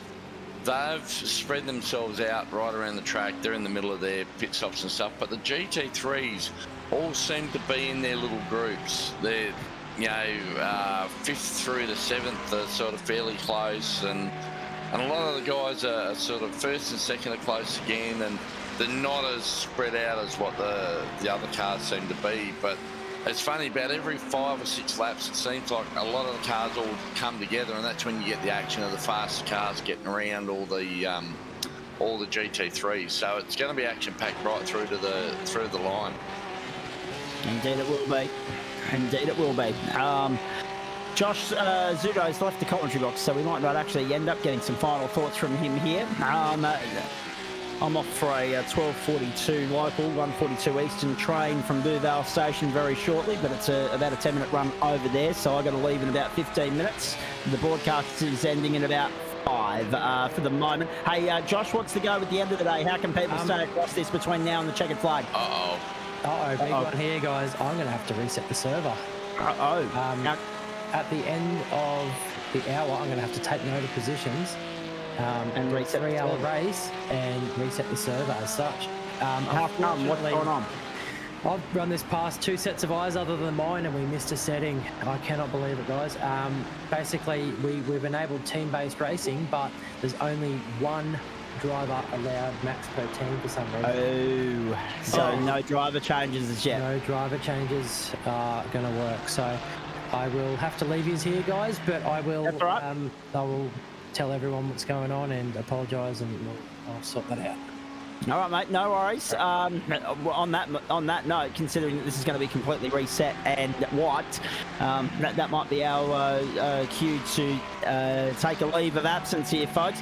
Are you guys coming back for the end of the second race, Daniel Correa, sir, if I can call it that now? Part 2, take 2. So I will be broadcasting the entire race. Okay. There won't be commentary as such. It'll just be footage, but the plan for all enduros will be to broadcast the race in full, but dependent on availability of commentary teams. Usually it'll be the first hour and the last hour in terms of commentary, but footage of the entire race will be broadcast. Unfortunately, with that oversight, we will have to. It looks like we will have to cut this one short from the 1 hour mark and get it sorted. So there will be a slight delay for those watching at home. We apologise, and then we'll be able to get things underway. But I will say this: if you're one of the ones running at the back, oh boy, you that's a reprieve. Yeah. So, well, that's a very good point. David Kirby mentions that there will have to be a safety car to get this thing back underway so that they can run the correct order off the restart. But if you are running a few laps down at the moment, hello Kobe Jones, hello Reece Tamanui, hello Thomas Martin. Oh boy, are you or are you not a very lucky boy right now? A small oversight, it happens. It's a tech glitch, that's fine. These things, they're human errors, that's fine. We know that happens. But it does mean that as a result, this thing's going to get flagged early and reset and wiped. And therefore, open slather, clean slate.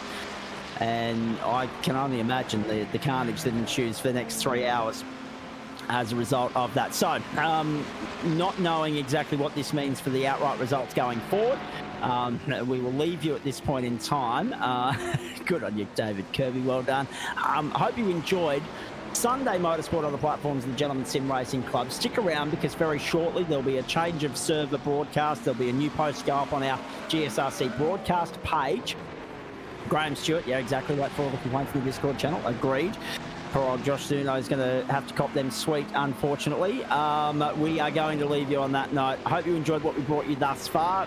And, of course, stick around for the restart, the second take, if you like, over on our broadcast page on Facebook, Twitch and YouTube a little bit later on this hour as the boys race their way back to pit lane at this point. Thanks to Josh Zuno, Joe Baldwin and Daniel Correa-Sarr. I'm Zach Caban bidding you a very good afternoon at this point. The GSRC Endurance Championship, albeit with a couple of hurdles and obstacles to get our way through, up and away. That's been entertaining thus far. It sets the tone for the rest of the season. And more immediately, we look forward to your company again tomorrow night as well for Week 8, Night 1 of Term 1 and our coverage of the supercars for Player One Sim Gear and, of course, our Waste Options GT3 AM and Pro. On behalf of the crew, I'm Zach Caban bidding you a very good afternoon, everybody. Thanks to all the people that make it possible for us to do what we do here, including Waste Options, Sprite Insider, Player One Sim Gear, Lobsy Racing, M-Wave Australia, and Flash Graphics. Until we see you tomorrow night, and until Daniel Correa-Sarr takes you through part 2 of this race a little bit later on this afternoon, it's bye for now.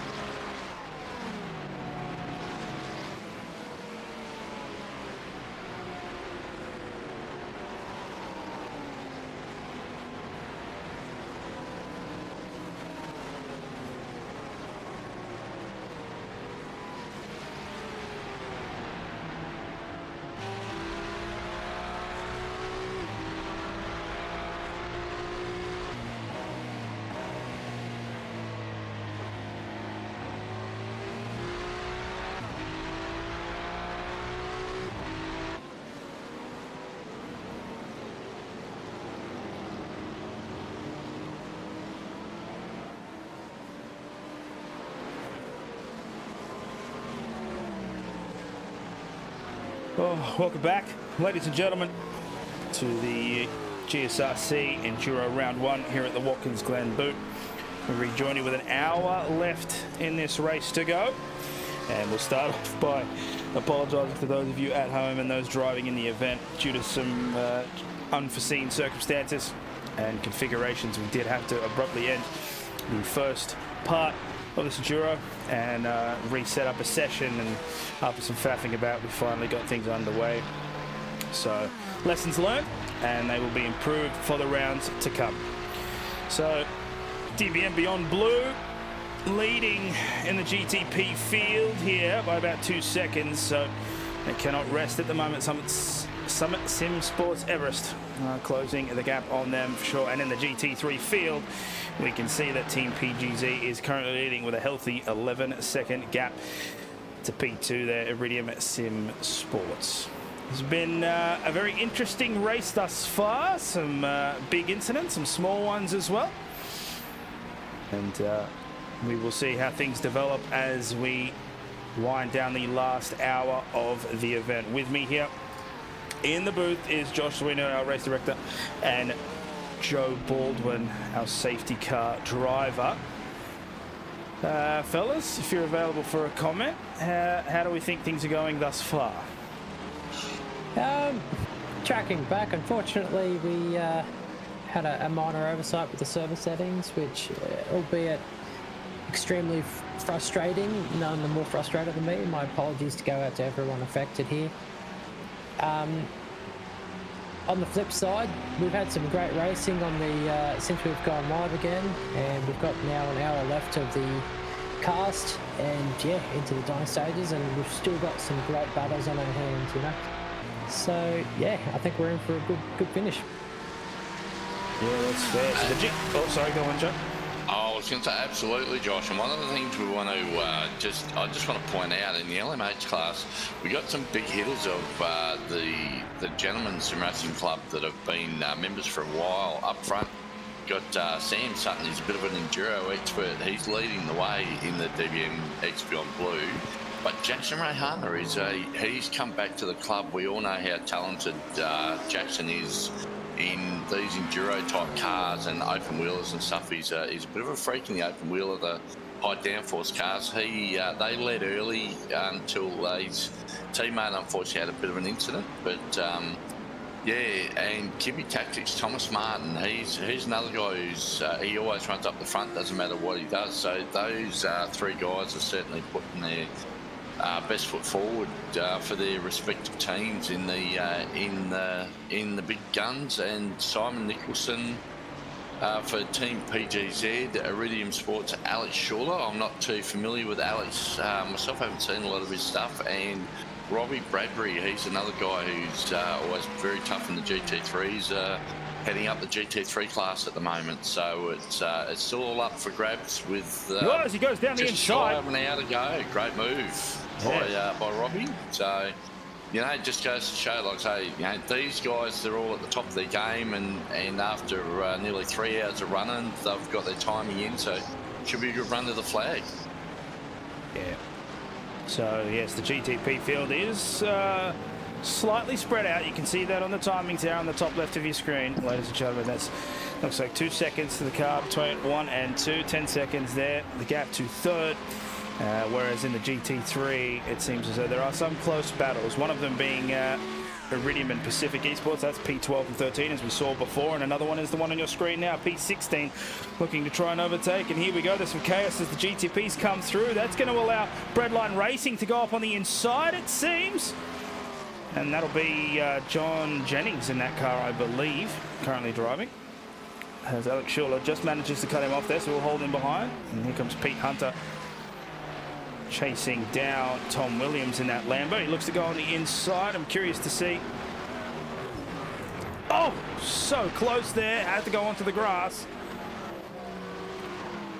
But luckily managing to avoid any incident there. Drops back just slightly. And he'll try and refocus and make the move at a later date. So, an unfortunate news there for Drop Bear. A big crash driven. There was Ethan Bass. Oh, I think he's I believe he's just had a crash again. Let's have a look. We'll go there. So, please don't tell me it's in the same spot.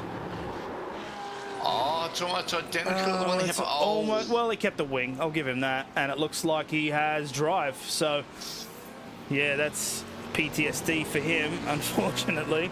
But I will say this, just on absolute top shelf performance to be able to bring that car back to the pit lane, not having to call out a safety car for the incident he had previously. It was a tremendous effort, kept out of everyone's way and allowed the racing to continue. So unfortunately, it seems as though he's found that wall again. Oh, as Peter Hunter scrapes that wall, he's getting more and more aggressive coming out of that final turn. He really wants to catch up this purple Lamborghini. Count down that time there. So looks like in a GTP field, Bin Chicken Racing has managed to slightly catch up and bring it down. Actually, no, they just had a slight mishap and that has pushed them back past that 1 second mark. That may have been traffic that they were trying to work their way through. Zach Christie here for Whiskey Business, P16. 1.5 seconds behind that red Ferrari there of Pete Hunter. And the gaps are actually starting to expand now. There's still some decent amount of racing left to go. So, and I believe there's at least one more pit window for everyone. So we'll see how things resolve once that happens. Also, there is potential for safety cars. Hopefully not. Hopefully we can have a green race to the rest, to the checkered flag. But that'll depend on the quality of the driving from here on out. Pete Hunter looking on that inside line, chooses against it. It's a risky move going down in through that turn. Looks on the inside here. No, backs out. We'll try and maintain a tight line. Hopefully look for the attack coming onto the straight, but he does get a wiggle. That's going to cost him some time. So that is a nice breath there for Tom Williams. One of the things I think has certainly come to the fore, Daniel, is just how great Watkins Glen is when it comes to endurance racing. Oh, like with yes. the speed disparity between the GT3s and the LMD cars, LMH cars, whatever you want to call them.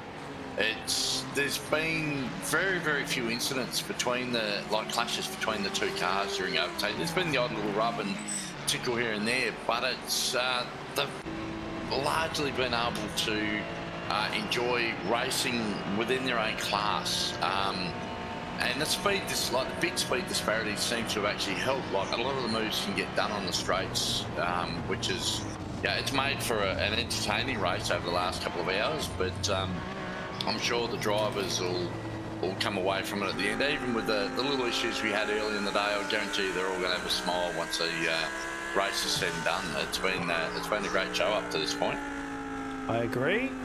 So it's well known that Watkins Glen always provides pretty stellar racing, and you are correct. Based on the layout of the track, there are a lot of places where the GTPs can get past very comfortably without there being too much of an issue in terms of giving way and things like that. However, that hasn't stopped some of the GTP drivers from being quite aggressive, especially in some tight turns, Yes. which, that's par for the course. We all know how drivers are. Yes, the incidents have been to a minimum, and the racing has been allowed to continue pretty well. We have had a couple of safety car periods. However, for the most part, it has been pretty fast racing regardless, and it seems as though Bin Chickens has again been able to try and close that gap as Tom Williams seems to be coming into the pit lane. Yes, he does. That will allow Whiskey Business and International Driver Syndicate to make way. Moving up to the GTP class now. So Bin Chicken, Andrew Franklin in the car, has managed to catch Julian Mookie. And we'll see if he can Great fight for this team position. name, by the way. Yeah, it is. I agree. Well, it does say Bin Chickens Racing, but the car says Bin Chicane Racing. So maybe they didn't update their driver information packet. In any case, it's still a good, and I love the livery as well. I'm a sucker for that red because it really reminds me of the Wayland cars. the GTP cars in the American IMSA series. And it seems as though every time they get close, you can see the lights flashing there. That is the international signal of please move. As they make their way through the bus stop. And it's really funny because that has been by far and away the place to have a crash if you were going to today. Almost as if... There and coming through the bus stop, just when they reconfigured the track here, Dan, as you know, it'd be 12 months ago now, I suppose, the two curbs on the entrance of the bus stop used to be basically visual only. They were very, very flat and you could jump it on both sides without it upsetting the car. But now, in particular, the curb on the right-hand side right up against the fence, which we'll see these guys are coming up to now. Marcus Scott will enter that part of the track shortly. The curve on the right, you've got to be so careful there, especially in these cars that are very low, very stiffly sprung, and with no sidewall. This bump right there on the right, if you hit that the wrong way, as we've seen with the Ford GT a couple of times today, it just absolutely unweights the car really weird, and it'll kick an angle on it and just veer into the fence on the right hand side. It's very, very easy trap if you're not aware of it. But the update to this track, whilst it was long overdue, it was perfectly done by racing it. So since the update, I think it's probably made for a great addition to the service. No, I agree, and it's very aptly named the bus stop because it does seem as though as people hit that right curve, they want to get off the bus and fly right there into that right wall. They certainly do. All right, so Peter Hunter here in P12 as we see the GTP there of Julian Mookie just making his way through the traffic. And unfortunately, there are no close battles on track at the moment. However, as I said that, it does seem as though Whiskey Business has managed to bring that gap down to 1 second to car, or P12. Would be the car of the Peter Hunter, the Ferrari we saw just on screen there, as Andrew Franklin is now making his way through. So we're about almost at the 45 minutes to go mark, and DBM are doing a great job out in front, but it's still only 1.5 second gap there. You can see here with Jackson, as he just makes his way, so he might be able to claw back that time. If I have a look here at the lap times based on these two, there they are on the bottom of your screen. So Jackson has had some green laps here. 1.5 seconds there, lap 62.2 on lap 64, 1.4 on lap 65. And there's been an issue here with DBM. I'm assuming it's going to be the traffic, and that's what I was just talking about. That's allowed him to catch up. So the fight is well and truly on. I can't imagine the Porsche head is too happy about what transpired to allow him to get to that spot. But in any case, it's exactly what Jackson needed. So he's going to try and look for an opportune moment. Now, if you just have a look at the track map on the top right of your screen, you can see a myriad of dots for these cars. There are two which they will be coming up to, and on the bottom right of your screen is the battle box. You can see that the two GTPs have a dark blue color and the GT3s have an orange color. So if you're ever wondering which class or what cars they are coming to approach, that's how you can tell. And here they go, nice and easy through there. They get past Lewis Greathead, and now they come up to, oh, he's flat, yep. So when you see the lights flashing on the same colored car, on the same class of car, that's just how the drivers say hello to each other. It's a friendly thing, and there's no aggression in it at all.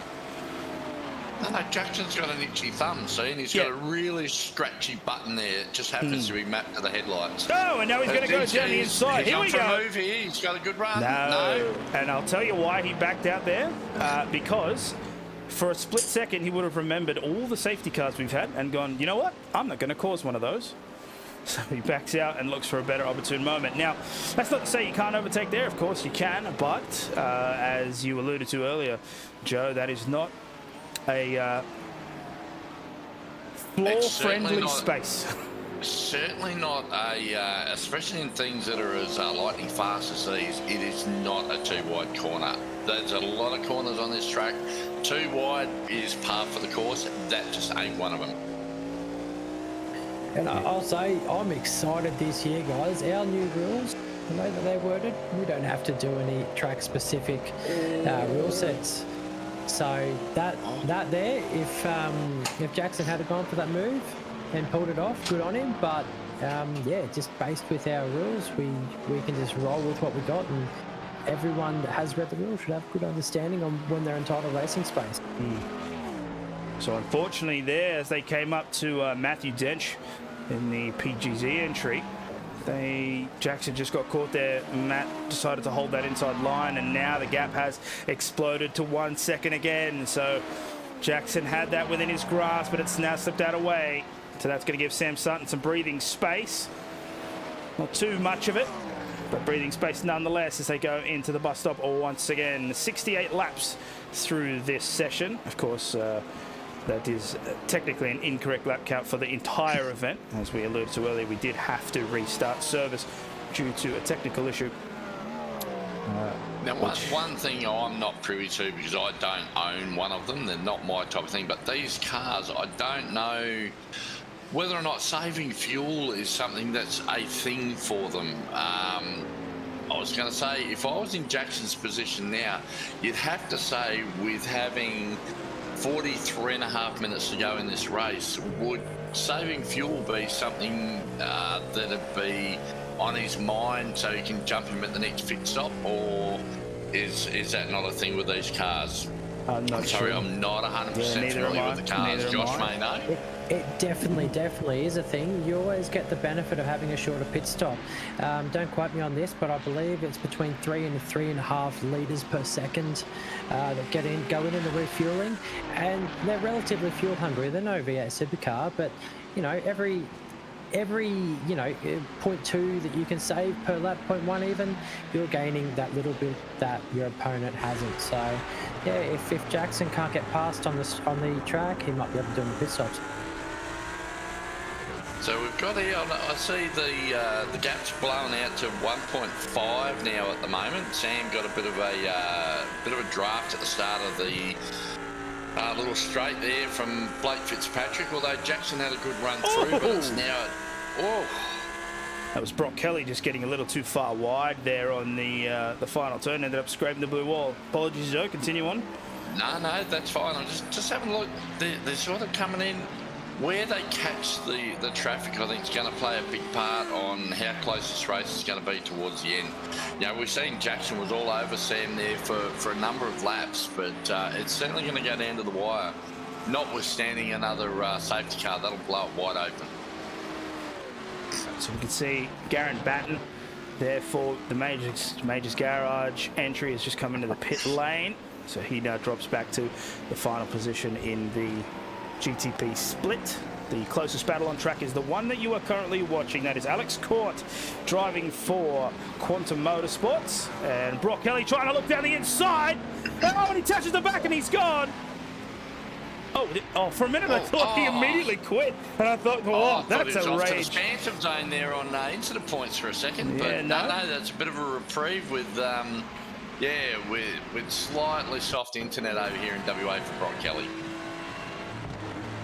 Yeah, just too much. He's got too deep there. Never quite got in there enough. Yeah, too deep there, unfortunately.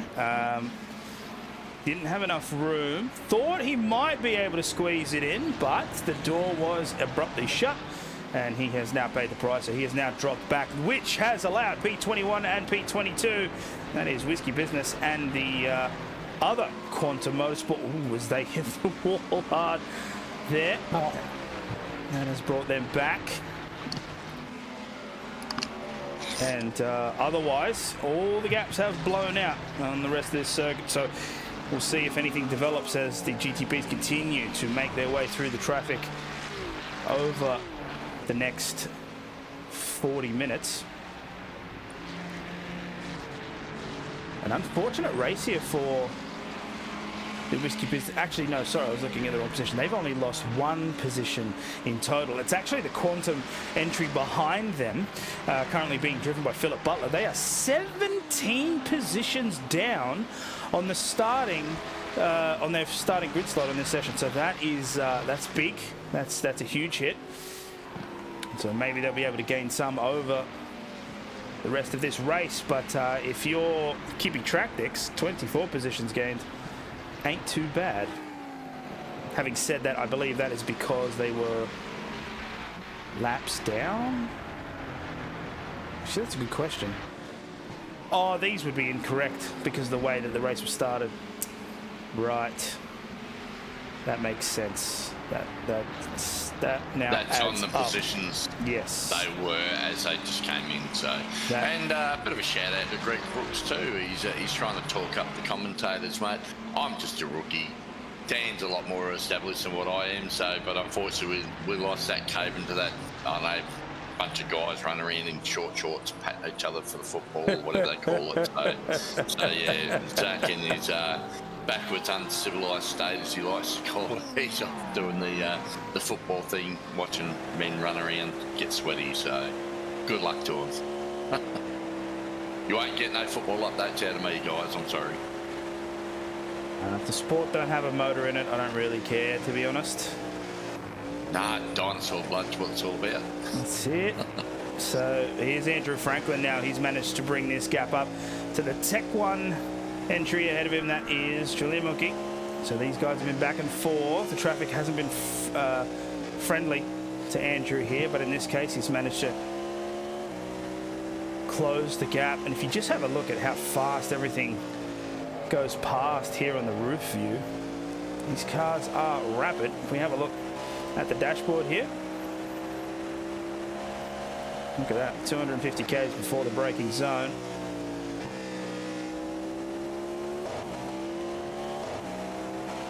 Oh, don't they just sound fantastic too? Big fan of the V8 and that Chevy. And the hybrid system actually works wonders as well, which is, of course, the future of motorsport.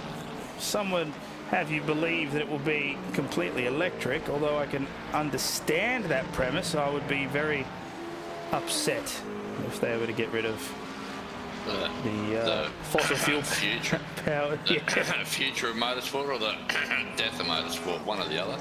It's, you know, since we're on the subject, this is where it gets really, really iffy, because I can understand both sides of the fence, and the reason why is that you lose the noise factor, and that is a big part of it. It just is. Like, if someone says that it doesn't matter, they're lying. It's when you hear these finely tuned motors and they just rip around like that. You hear that? I'm nursing a semi. That is what that's what motorsport's all about. Is when you hear that big grunt, just fantastic noises coming out of these finely tuned machines. Now, you take that away, you lose a big aspect of the sport. It doesn't really necessarily mean that you're going to lose the skill factor. You'll still have close racing, you still have all that, but it's kind of hard to get behind it when they sound like jacked up RC cars. So from that side, I can understand. However, from a sustainability side, I mean, even that has some arguments, but I can understand if you want to try and cut down on the amount of emissions. And I can also understand from where the consumer market's in. Woo, Phil ought to get squeezed right on the outside there. That's one way to overtake GT3s. As the consumer market starts to get, you can see it transfer more and more into the electric side. Manufacturers aren't going to want to put money in R&D in a motor that they're not going to be using, right? They want to put R&D into something that will eventually work its way down to the consumer market. So yeah, I'm on the fence with it, but if I had to give you an answer right now, I really don't want the petrol motors to go away. No, look, I've got a really, really good analogy, but I don't want to get in too much trouble. No. Let's just say you don't consume corn with the mute button on, okay? And I think that once motorsport loses the noise and the sound and stuff like that, that's exactly what it's going to be like. It's like eating corn with no butter, if you get my drift. So it's, yeah, I'm probably a little bit old school. I'm not too... Look, here we go. Oh, Marcus Scott's lost to the last corner. No! Oh, that's so unfortunate. That's Julian Mookie in the GTP. Oh, now he's blocking the pit lane. Oh, my Lord. Oh, okay, well. Oh, and now there was a GTP trying to come in. Oh, that's... Well, then. So let's just have a look at that crash from Mookie's perspective, here we go. So he can't see. Unfortunate for Julian. Yeah, so he can't see the GT. It's too late. Go. Bang, he's hit that. And then, oh, right. Now he's trying to go through, and look at that. Oh, so Scott has unfortunately blocked that lane. He's trying to get out of the way. He's trying to do the right thing. It's just... And then Cutler comes around. Oh. Damned if you do, damned if you don't, Yeah. right there, aren't you? I would not be surprised if we see something pop up in race control about that. But look, to be fair to Marcus Scott there, I mean, he was spun around. He tried to get out of the way. The thinking was correct. Yeah. I just don't think he realised that he was pit lane. Like, he was just trying to back off the circuit, and unfortunately, back off the circuit is pit lane. And there was another car that had come around trying to get into the pit. I didn't actually catch who it was. The other red. That was LG Cutler. That was Cutler who got impeded trying to get in. It only cost him a couple of seconds, but that can mean the difference between 4th and 7th when you're with these type of guys. But yeah, just very unfortunate for Julian there. Come around. Yeah, you're very grip limited. When you got these cars up at pace, and once you commit to the line in the corner, there's no changing it there. You can't brake to go tighter, and there wasn't a lot of room left on the outside of the circuit for Julian to get through. Just very very unlucky for Julian in that one. Thomas Foster looking for well, it's not really for position here, because unfortunately Foster is 2 laps down to the cars ahead. So he's just looking to try and get laps back, as we see the GTP go around the outside there. And in fact, there is no close battle between any position-paying fights, as you see the leader come into the pit lane now. So I'm curious to see if car 71, that's the Kibby Tractix Racing entry, will be able to catch up to that car before they leave the pit lane. It doesn't seem like that will be the case. They are more than 1K away from their position, so it looks like they'll be able to get in, get out. Unless there is a driver swap coming in. It seems as though Sam is still the driver in this car. So there goes Thomas Martin, and they will take the lead of this race. I don't know for how long, because obviously those guys will have to come in to pit at some point. If we have a look at the pit strat meter there. So Martin, of course, coming in on... Apologies, that is the amount of laps. There we go. So that was lap 76 that they've come in. Looks like Sutton's done that. They both pit at lap 43. So Kibby is actually going 1 lap more. Interesting. So maybe they have fuel saved enough to do so, or DBM decided to pit 1 lap early, and we see that no further action there from race control when it comes to the contact between Julian Mookie and Marcus Scott. So just an unfortunate incident there for both parties, and hopefully none of them got any serious damage from that. I've dragged down one of the guys who's been running up the front there, Dan, for a quick chat. We got Jackson Rayhana. Just want to drag in and just get an update from you on the team, on how you think you're looking to try and battle with the DBM team to the finish. Yeah, thanks for having me, Joe and crew. But yeah, the Summit car, we had to do something a little bit different there. I noticed a potential strategic window for us to pit, hence we pitted a little bit earlier. So the DBM car has seemingly got a little bit more time on us, but yeah, we'll see how it pans out. We're in a pretty good position considering where we were earlier on in the race.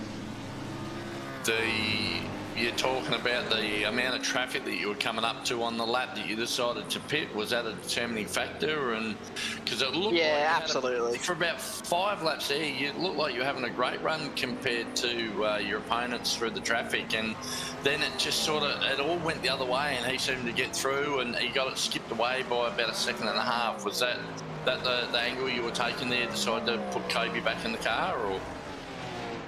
Yeah, 100%. I mean, Kobe's the quicker driver out of us two, for one, and yeah, we're always going to throw him back in the car at one point. But yeah, look, we basically bridged enough of a gap from the leading GT cars for us to, you know, consider coming in, and I thought maybe Sam might get held up a little bit while, you know, we'll, I guess, bridge that gap a little bit further, pit, you know, and just see how it works out. It was a little bit of the roll of the dice, but, you know, we only had a few laps of fuel left anyway, so we thought, you know, see if we can't undercut, get maybe some track position. But yeah, look, in the words of the great John Hindhoff, you live and you die by traffic, especially at a place like this. Like, you can, as you've seen, you can lose, you know, up to 2-3 seconds in just a single corner, so you can definitely ebb and flow. But yeah, look, either way, I think we're in a pretty good spot, about 5.5 seconds off the lead, and our gun driver in now for the last half an hour. So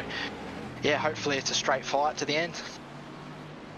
Yeah, well, it looked like you had a pretty good sync going on that last one, Jackson. So, yeah, well done, and good luck to the Summit team battling with DBM. It looks like Kibby Tactics have just come into the pit lane. So it's a heads-up fight with 5.86 seconds through the flag. So best of luck to get you home. Yeah, thanks, mate. Fingers crossed. But yeah, just a quick thank you to the GSRC team, and especially Josh. Done a great job today. Yeah, thanks for putting this on, and yeah, hopefully, fingers crossed, we can get a result. Appreciate that, Jack. Much for any questions for Alright. Nah, mate, look, just look, an epic race thus far. I'll ask one thing, which is how sour was Kobe when he crashed on that restart? Oh.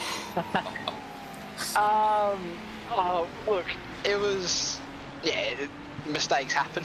Like, it was a little bit of an error. He thought he was a skater boy for a second there, and obviously got caught up on the curb and ended up in the wrong way of the tyre wall. But yeah, no, look, we're very lucky, I will say, to be in the position we are at the moment. And yeah, he's got the angry eyes on, and he's fighting his way back to the front of the train. So yeah, put him in for the last bit. He's definitely, even though he had a little of a skater boy moment, Avril Lavigne bit there, but yeah, we've got him back in the car. He's definitely the quicker of us two, and fingers crossed he can, as I said, yeah, get us in the position for some trophies. Awesome. No more 50-50 grinds. Yeah, no, not at all. No more ollies, no more skateboarding. No. That's it. Nice. Well, I mean, they do look like a skate, let's be honest. Yeah. Over the curbs, they're a bit. I will say, like, I think the Caddy handles the curbs a little bit better than the Porsche, especially through the bus stop. It's a place where we've been able to make up a little bit of time, so like the Caddies just sail over the curbs a lot more seamless than the Porsches, I think. I mean, especially after having sat behind one, and a very fast one, for the past couple of laps. So that's one thing I noticed. But yeah, it's definitely, we've got a fast car, so yeah, fingers crossed Kobe can get us to the end. No worries, mate. Well, you got 30 minutes to go. So yeah, cool, calm and collected, and get that win if you can. Otherwise, nice step on the podium. Thanks, mate. Thanks, guys. Have a good one. Thanks, Jack. Best of luck. So just See you, on mate. board here with Garen Batten, who tried to go for a move going into the bus stop, and unfortunately had to go extra wide. So he's now dropped back down. He's still within the 1 second mark, but a little bit shaken. So Kibby Tactics will hold on to P3 now. While we were there just talking to Jackson Rehana, looks like Marcus Scott ended up having another adventure. Here we go. And oh boy, much ado about the same, but this time no GTP.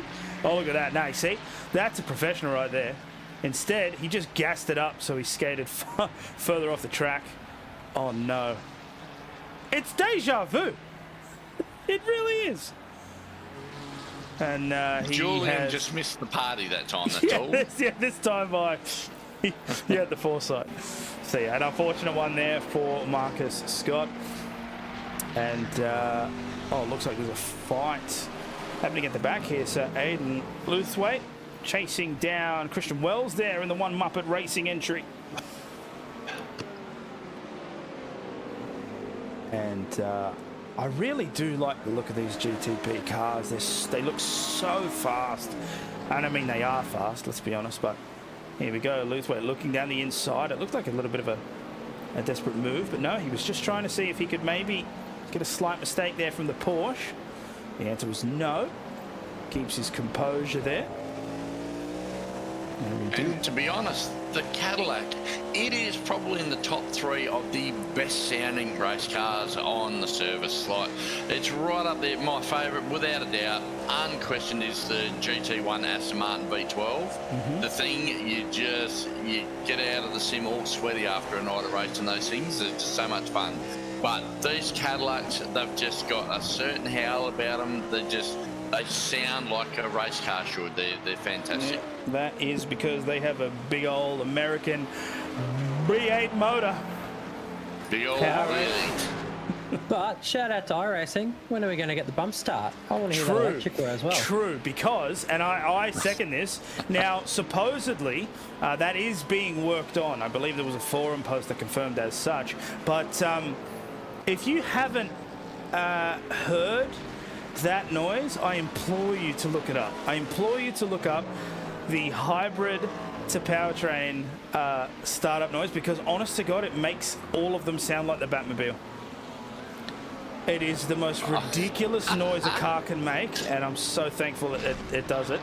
And yes, I really hope that comes into iRacing, because Le Mans Ultimate do it, so it can obviously be done, but I'm just wondering, I don't know why they didn't. Shout out, I'm not the same vein, shout out to the LMDH and WEC class in general for managing to get so many different cars, different configurations working underneath the same banner. It's truly remarkable. Whoa. Oh, they brought him undone. It slowed him up at the apex and slowed Aiden up at the apex and allowed the Kobe just absolutely took advantage of that and zapped on by to he hasn't taken the lead, but he has put him a lap down in doing it. But that was that was lightning fast reflexes by Kobe. That was well done. Yeah, it was very unfortunate there, and luckily nobody went off, so we have no damage there. And Greg, yes, I agree, it is an absolutely sexy sound. So on board with Brock Kelly at the moment, Breadline Racing. It's the closest fight thus far on the track. He is chasing down Alex Court. It has been quite a battle between these two over the course of the 4 hours here. And as it looks like P15 is also getting ready for a fight there with Pinnacle Esports Racing. So we're slowly but surely getting to the end of this race. And as we do, the desperation will start to kick in for some of these drivers. You're most likely going to see some more aggressive moves, and I say that as I get a notification that Christian Wells has had a off track. Here we go. Oh, that's big. Oh. Are the tyres pointing straight, and do you have drive? Yes and yes. Oh. Okay, no, he had time. I heard the scream of the Porsche 992, and I thought, oh God, he's just killed somebody. But no, there was plenty of time on that relative.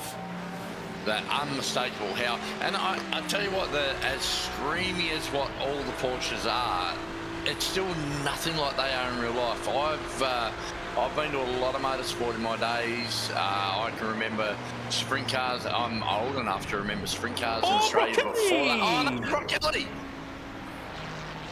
Careful. Oh, luckily he's got time there. Yes. Oh, no, keep it. Okay, there we go. He's mobile again. Yeah, so I can remember before sprint cars had mufflers, when cars sounded like race cars. I've never ever watched a race series with my fingers in my ears as quickly as I did with the Porsches when I was living up in Townsville a few years ago. and the Porsche Cup cars were running there. They're just absolutely ear-piercing cars with the flat sixes in them. It's an amazing sound. It's just incredibly loud. So they dumbed them down a little bit for the game. They certainly couldn't have had them that loud, or it would have been RIP ears for earphone users. But they've certainly got a sound all their own when you hear them in the flesh, and they're very close in the sim as well. Now they do have Porsche definitely do have a characteristic sound. And for those of you who might be wondering what that sound is, we'll jump on board here with Matthew Dench. That sound is very German. I'm just going to drag Joe out of the channel down. I'll leave you on yourself. Yeah, not a problem. So they're going to do race control things. Actually, I can understand why they're going to do race control things. For those of you at home, this is why. So there is a car here that has, I'm not sure exactly what's happened, but they have gone off the track and they are currently stationary. And due to the rules of the event, they are not allowed to tow back to pits without a request. So it looks like the safety car is making its way out. Yes, it is. Which will mean once it crosses that pit line, we'll be under safety car conditions. So unfortunately, with 20 minutes in the race to go, we go under safety car. Not the finish that some would have wanted, but then again, for some of the guys here on the track, maybe it's the finish they did want, because this will allow the entire grid to bunch back up, and we're going to have quite an insane last sector of this race. So we can see that the safety car is just waiting to pick up the leader. That is Sam Sutton in the DBM Beyond the Blue entry, the Porsche 963 GTP, and they are currently in the lead and had a significant gap there, but that will obviously come down due to the safety car period. So the safety car boards and flags get flown, and 20 minutes to go. We'll see if this can be a relatively speedy safety car period, because the last thing we'd want is to finish under a safety car condition. But what will happen, or at least is precedent to happen here, is that the cars will go round. All the GTPs will be shuffled to the front. Pit lane will be closed for the first lap around, and then once the safety car reaches the second lap, pit lane will be opened. Everyone will be able to go in for their last pit stop. And then once they come back out and complete yet another lap, safety car will come in. The green flag will be waved, and they will be clear to race again. So expect chaos, expect carnage. Actually, maybe don't expect those things. Maybe let's expect calm and collected and clean racing to the end of this race. But with all the gaps coming down, there's blood in the water, and everyone behind this Porsche 963 of Sam Sutton can smell it. And there was an opportunity waiting to be taken. So as the cars slow down, race control will get them all to fix up their positions. Having a look at the lap count here, it seems there are only 2 GTPs that are a lap down. I believe they will get their lap back, which means we will start this race with every GTP on the lead lap, and the race will well and truly be on once we restart.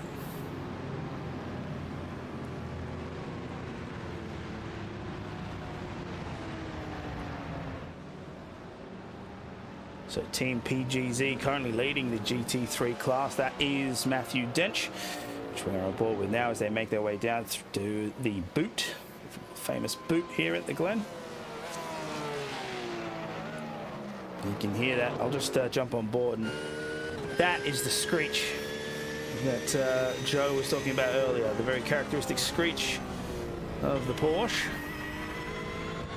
And he is right. In the real world, that is ear-splitting, the pitch that reaches as he reaches the back of that thing. So now everybody will be Close to... Ooh, we see the puff of smoke coming from the brakes there, the GTP.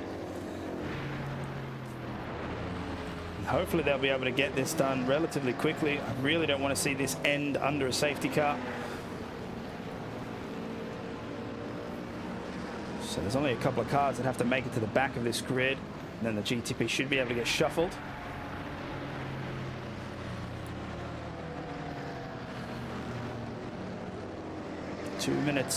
Two hours and 45 minutes of this session. So we had a 1 hour session this morning and a 3 hour session due to the server restart. So 15 minutes to go here at the Glen. Everybody at a crawl at the moment while we resolve the safety car period. But then we will hear the roar of 30 plus cars once we inevitably get back underway. Just trying to gauge as to when the GTPs will be let through. I believe it should be this lap. However, I unfortunately do not have the ability to ask race control at the moment, as they are deliberating away in their booth. You'll just have to bear with me, ladies and gentlemen, as we wait for the results. So you can see the GT3 0 lap down getting let by. I believe that will mean GTPs will be soon. There's Sam Sutton leading. Kobe Jones there in P2. You can see the Ford GT3 going by. Matthew Dench is sandwiched in between the GTP pack at the moment.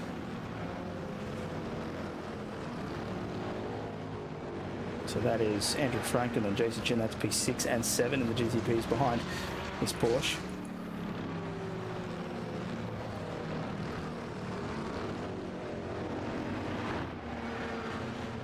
Always such a lengthy procedure.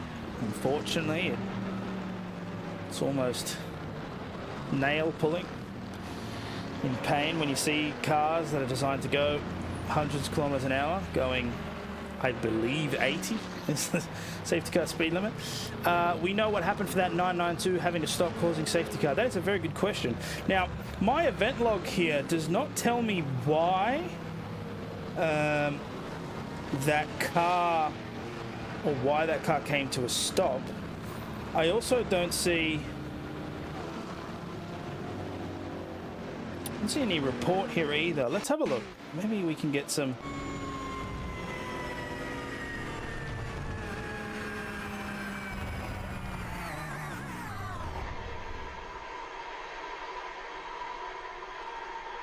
Did they get to fuel?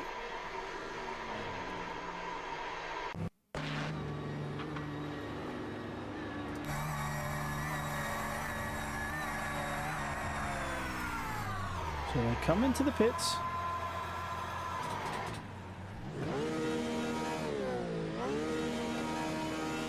No, there's got to be fuel going in there, otherwise they would have left.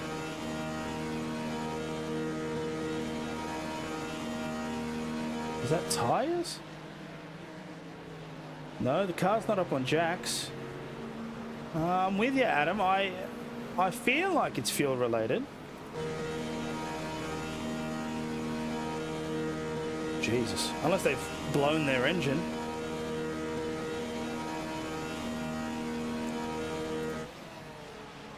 Yeah. No idea what the deal is there.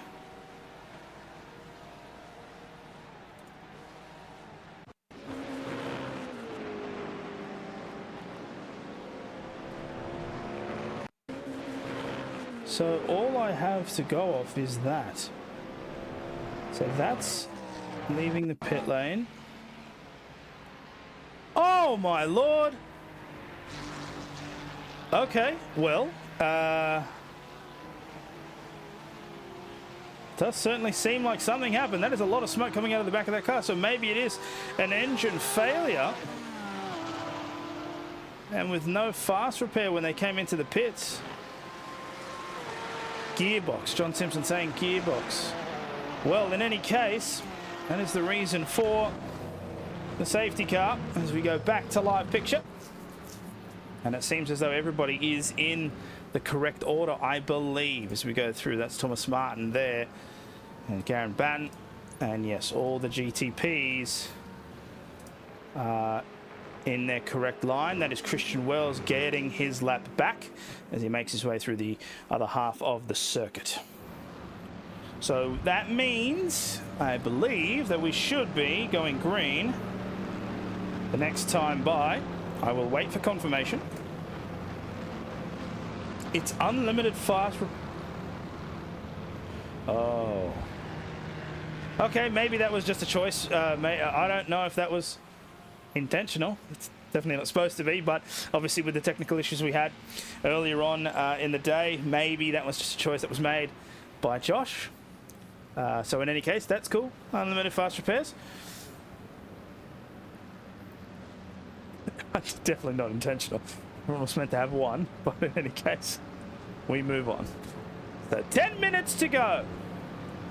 Please, for the love of all that is holy, let us go green this time by. It will be an intense 10 minutes of racing. Or, well, actually, they're just about to come to the booth, so maybe like 8 minutes of racing. DBM, Beyond Blue, in the lead of the overall race, as well as the GTP class. Being hunted by the Summit Sim Sports entry, Kippy Tractics close behind, and the rest of the GTP field. Last time we had a restart like this, that car in P2 accidentally skirted the curb coming out of turn 1 and plowed it into the fence. Hopefully we do not have a repeat of this. Hopefully we do not get another safety car called. Oh my God, there's a crash on a safety car! There's a crash under safety car. That was the Ford GT of Drop Bear HRS. What in the world was that?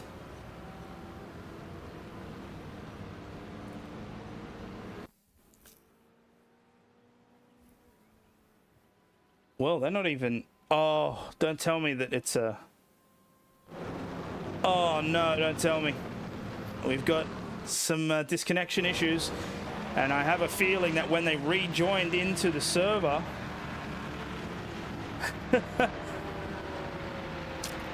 that maybe there was an issue. So there goes...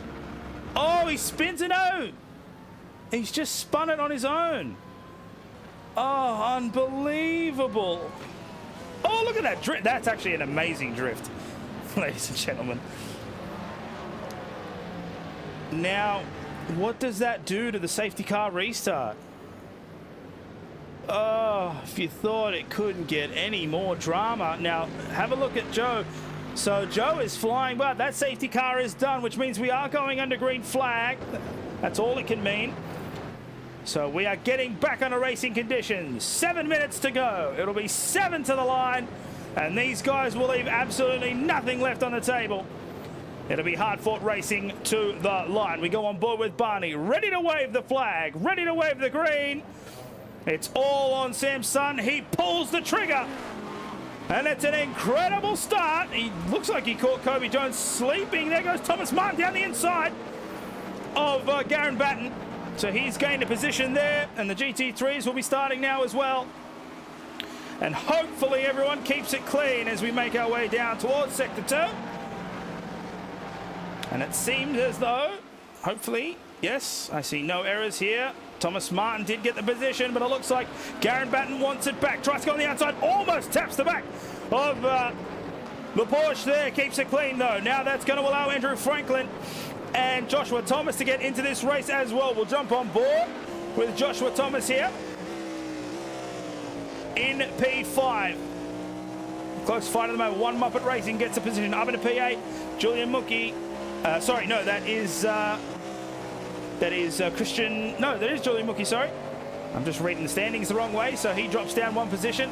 Fishy Motorsports up into P7. Bin Chickens in P6. as the gaps start to explode a little bit in the GT3 field. They seem to be a lot closer. You can see the red on the timing tower. That informs you that they are less than 5 tenths. The gap is less than 5 tenths to the competitor ahead.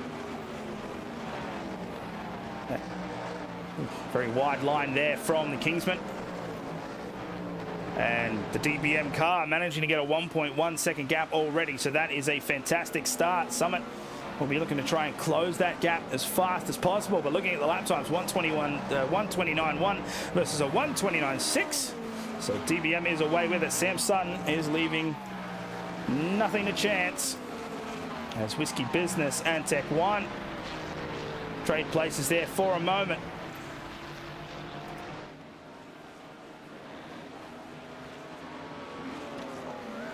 Kingsman looking to attack Darren Batten in the Majors garage entry. And so these guys won't have to deal with traffic for at least a little bit longer. It'll be nice and clear, but they will catch traffic before the end of this race. That is certain, based on the times that we are seeing. 1:29s from the leaders, 1 minute 30s from the rest of the GTP pack.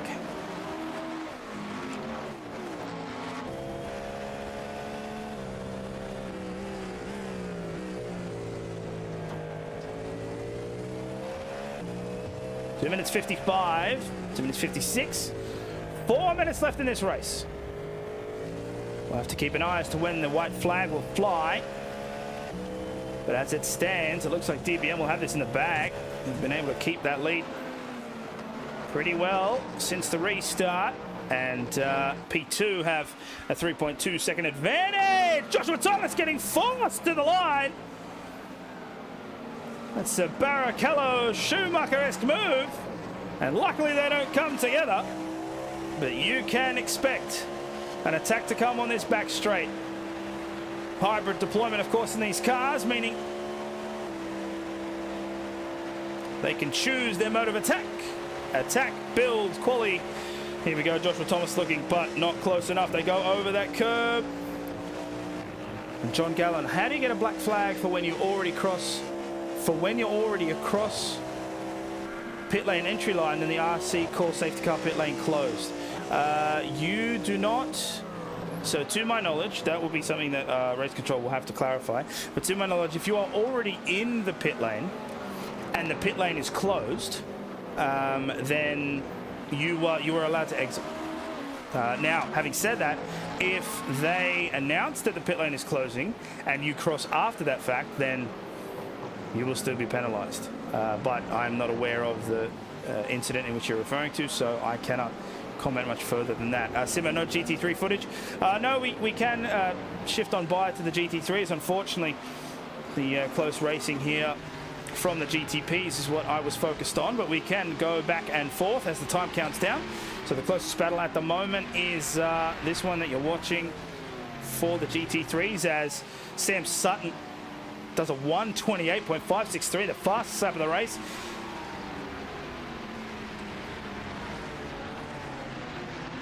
What happened to the VM car? Looks like it lost a heap of positions last lap.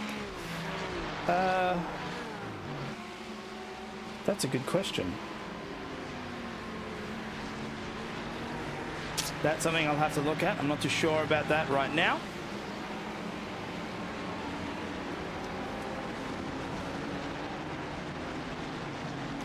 iRacing will automatically give a back flag. That's not something that race control can circumvent, but race control could reverse that or clear that black flag. That is up to their discretion. If you have reported that in the race control, they will obviously have a look at it. There's Joshua Thomas getting just a little squirrely there, so he is trying to catch down the Majors garage here, car number 19. They are incredibly close. Dan. Hello, Joe. Thank you for rejoining me here in the booth. Hang on. Now, John Gallen, is he questioning car 17? I believe so. He was just mentioning in the chat there that they were given a black flag even though they were already in the pit lane. And we do have the white flag, just to let everybody who is watching know. So we are currently under the last lap. Yep. But yes, it does seem as though he was questioning. What had happened there was we called yellow. The yellow eye closed pit, and he drove into a closed pit. Simple. He said he went in before it was called, but the pit was closed, and that's what the penalty was for. So yeah, it's unfortunately it's a very simple one, that one. Okay. No, they don't have to agree to it, but that was how it happened. Okay. Understood. Oh, and there is a significant crash. So that was between Lewis Greathead and Zach Christie. They seem to be both mobile, and we're already past that last minute there. So here goes Joshua Thomas around the outside. Doesn't seem like he can quite get this done. And I'm just trying to keep an eye on car 85 because he will take the checkered flag this time by. But we can see that the fighting is still going. Joshua Thomas just getting past that Lambo, looking to try and take the outside. And it doesn't look like he's going to be able to make the position there, which is unfortunate. But coming across the final turn, here comes Sam Sutton. It was a fantastic drive start to finish, and he will cross the line and take the win for the GTP class and overall here at Watkins Glen. And it looks like Kingsman does make it by, and Major's Garage is into the wall. So Kingsman do manage to take P4, and at the line, Bin Chickens cross as well. What happened there?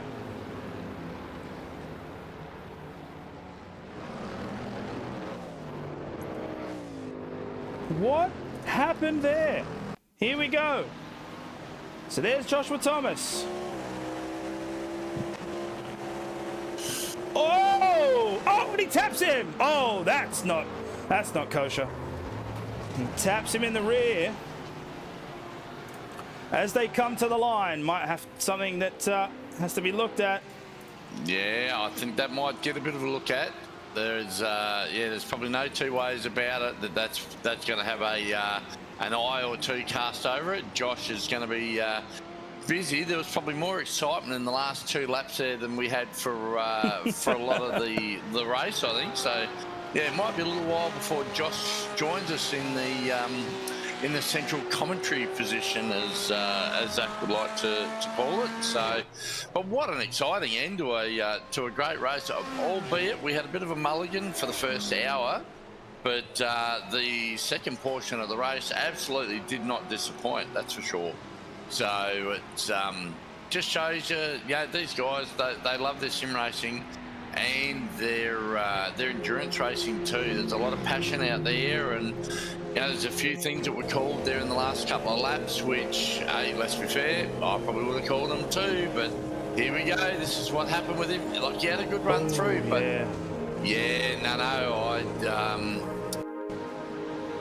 F1 Australian Round 2023 vibes on that last corner there. Yeah, definitely. So, that's... Yeah, I think Garen's probably got a right to feel a little bit aggrieved on that one. That's it's only cost him the 1 position, or did it cost him 2 before the line? No, just 1, just the 1. Oh, just the 1. Thank golly gosh. So I think that's probably going to look.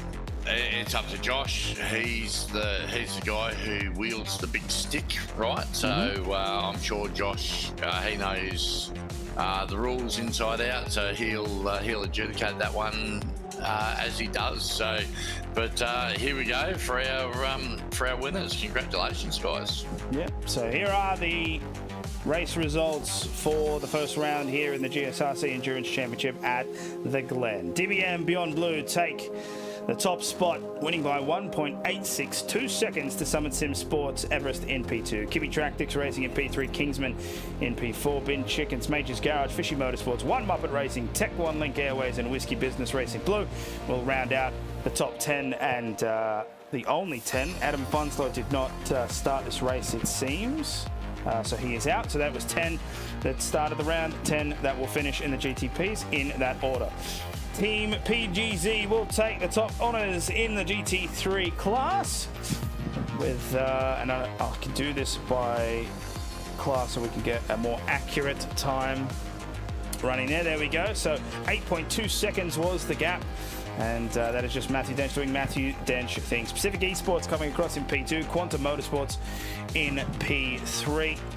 Breadline Racing, International Driver Syndicate, Pinnacle Esports, Oz E-Races, Quantum Motorsports, and Pacific Esports Racing 17 and Iridium will round out the top 10. And a good race driven by all. And it's an unfortunate one there for some of the guys at the bottom, finishing multiple laps down. So, as we close off this race, I'm curious to see if anybody is going to decide to come in. We'll see. We've got a few there. I'll start dragging the boys in now. You can go as you wish to the different drivers, mate. No worries, mate. Okay, so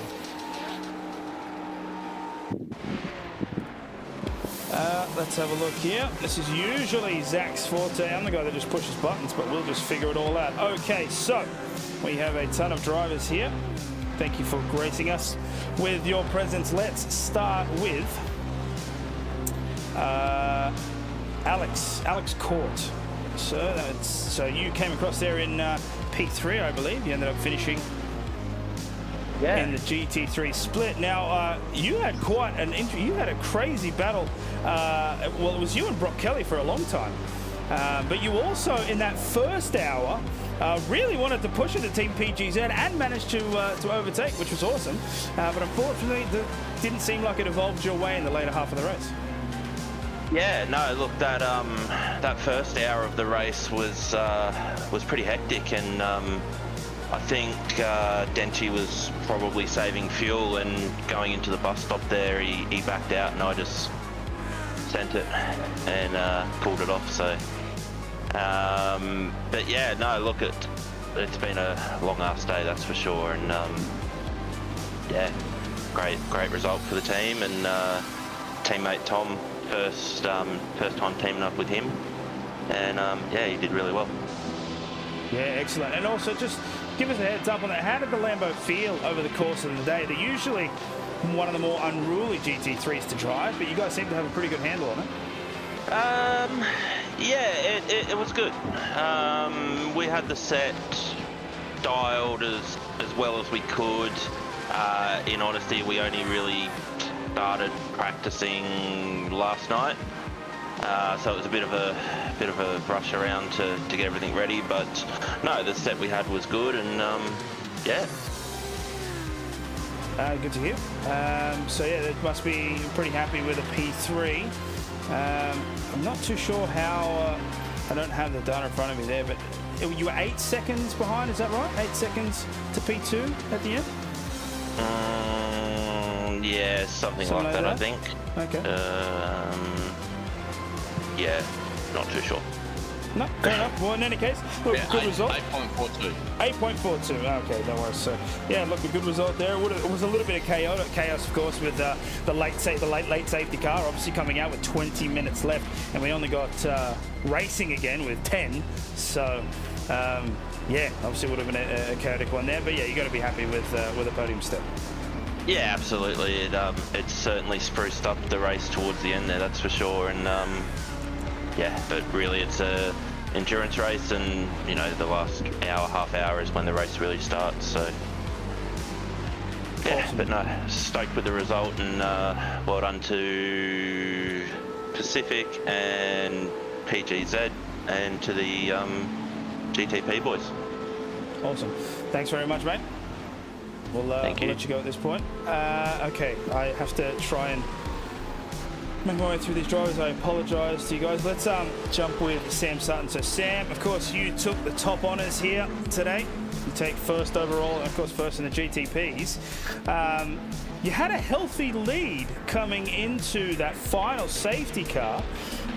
Were you worried at all with the field being bunched up again, or was it more of just like, all right, well, I've got to pull my laces up and buckle down and just get this done? A bit of both, really. Like, I hadn't seen much of Kobe because of what happened in the first session, so I didn't know exactly where it's at pace-wise.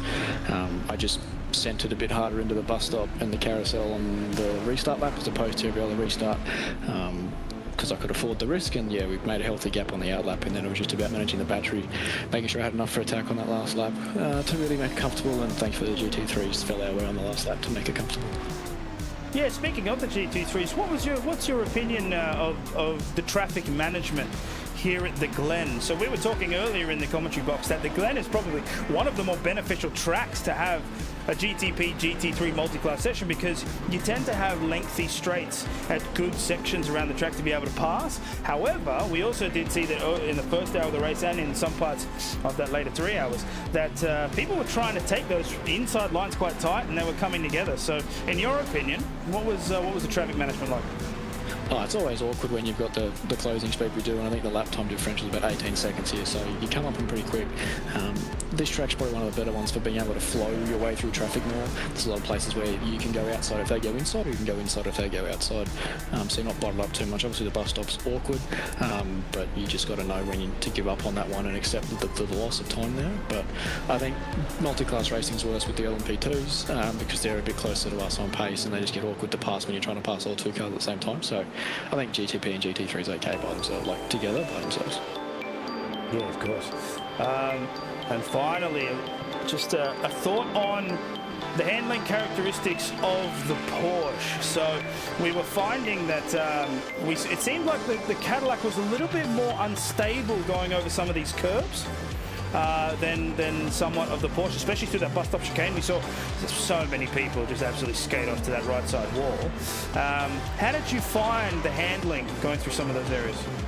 I think the bus stops are depth in a GTP anyway, with the way the NASCAR curbs are. You've really got to commit to flying over the curb, and I think some of the guys, you know, in the lower bracket of the skill, probably aren't comfortable with the accuracy, so they're going for pace, and it's not going well. The Porsche is actually the worst of the bumps, so as you probably saw Tyson in a few excursions, not being accurate with the bump, you just got to sort of weigh up the risk versus the reward there with the bump. I found the Cadillac fired up its tyres a bit quicker, so the first lap of the restart was kind of awkward, but definitely the way we had the Porsche working today, we were very strong through the boot, which is where most of the times made up late and stiff when those tyres fade, which was a focus when we built the set. But yeah, I think the Porsche is just, it's a good all-rounder. It's not quite as good as I think the Acura is still, but it's probably the second best car. Awesome. Well, look, congratulations on a stellar performance, and we'll see you on the next one. And where are we next? If someone can remind me, where are we next? Suzuka. Oh, geez, that's going to be a track and a half. What are your thoughts on that? That'll be a nightmare. Yeah, that's great. All right, thanks very much, mate. Congratulations on the win. Okay, let's work our way through. Leith, how are you, mate? You'll have to remind me, which team were you driving for today?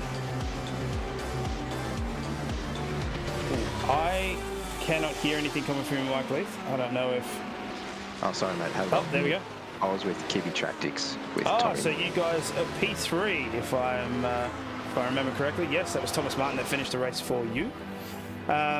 Yeah, look, that was a good fight from you guys at the end there, and you managed to jump. It was, I believe, it was the car of Kingsman. Was it at the restart?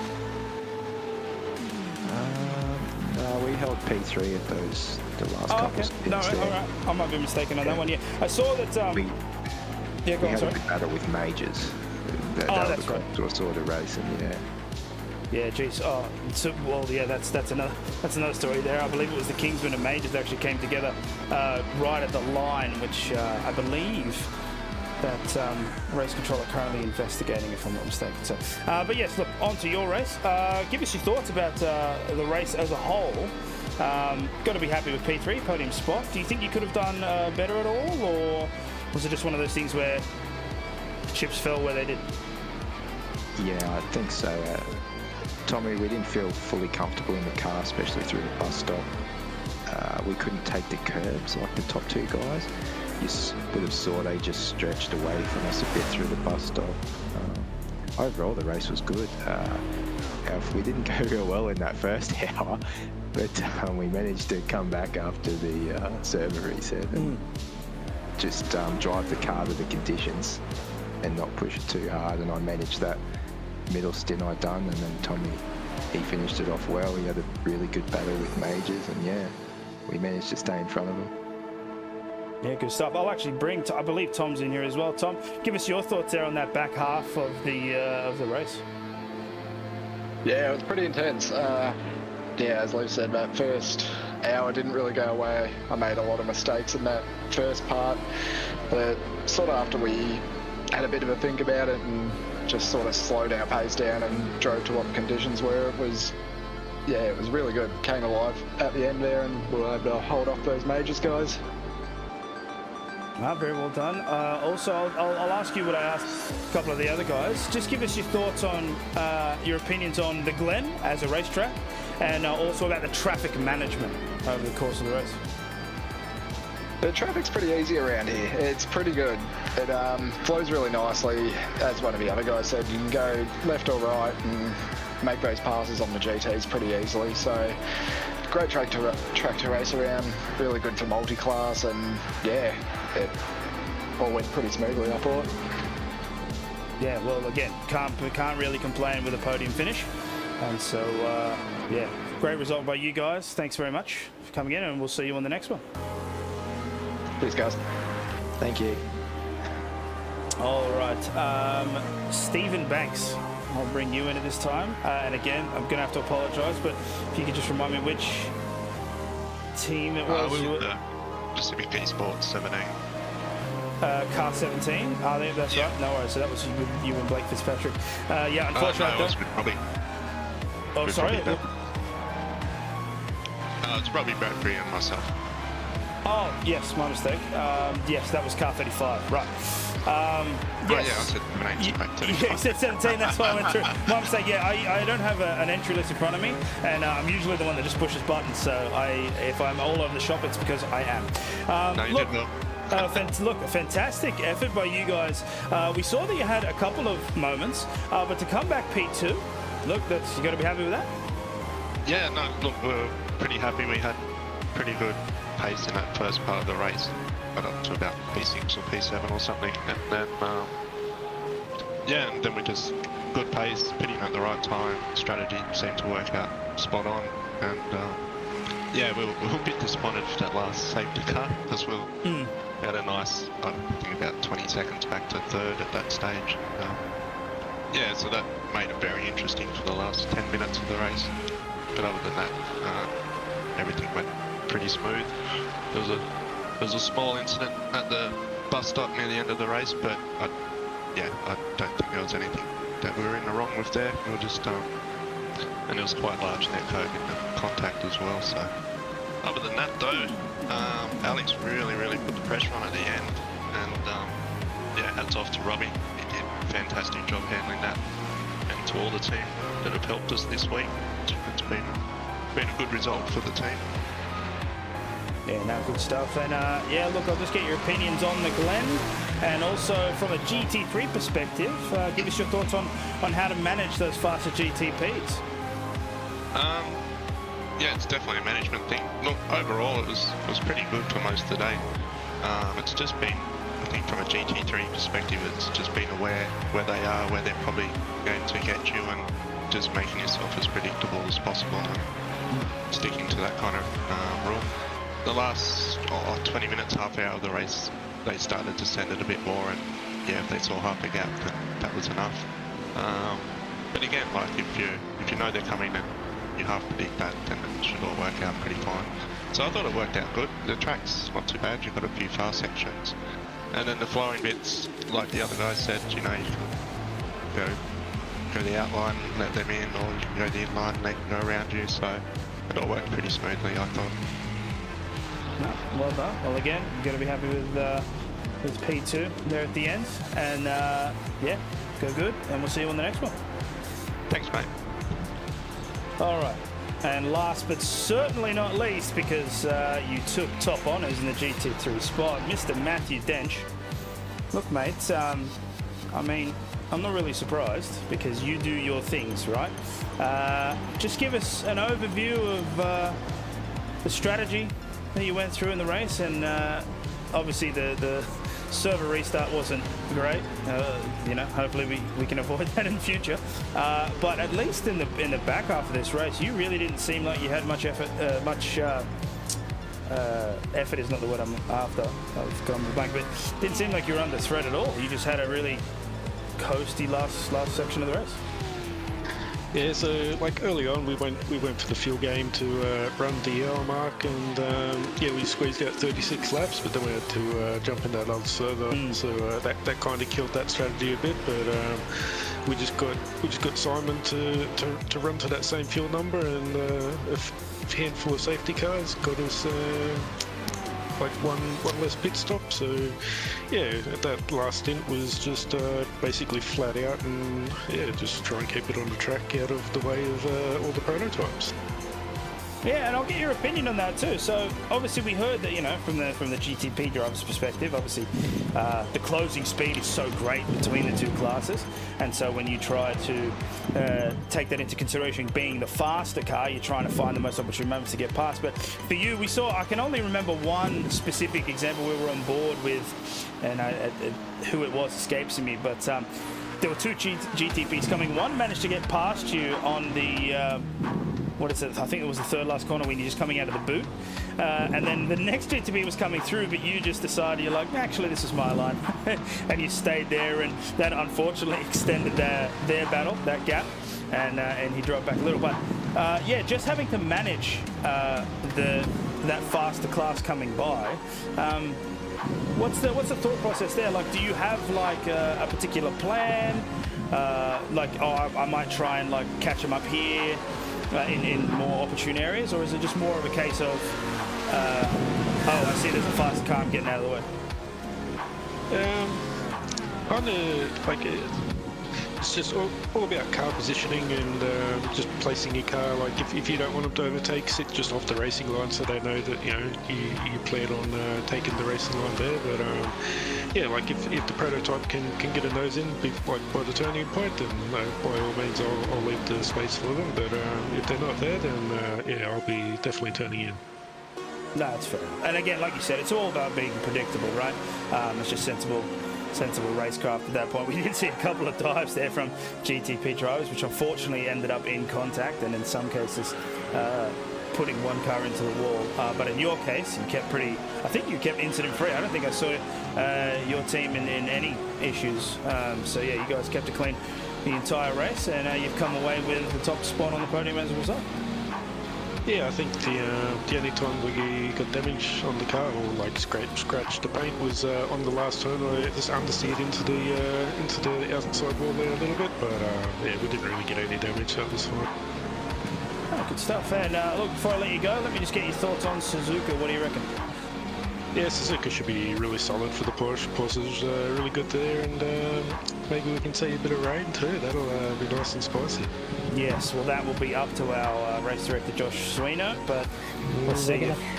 Oh, God. We're going to see if the gods do it. I'm going to use the forecast system, so we've been dealing with a bit of gimmicky weather, as is everyone that's been driving in the Week 13 madness. But yeah, if the teams that we should blame during our enduros, it'll rain.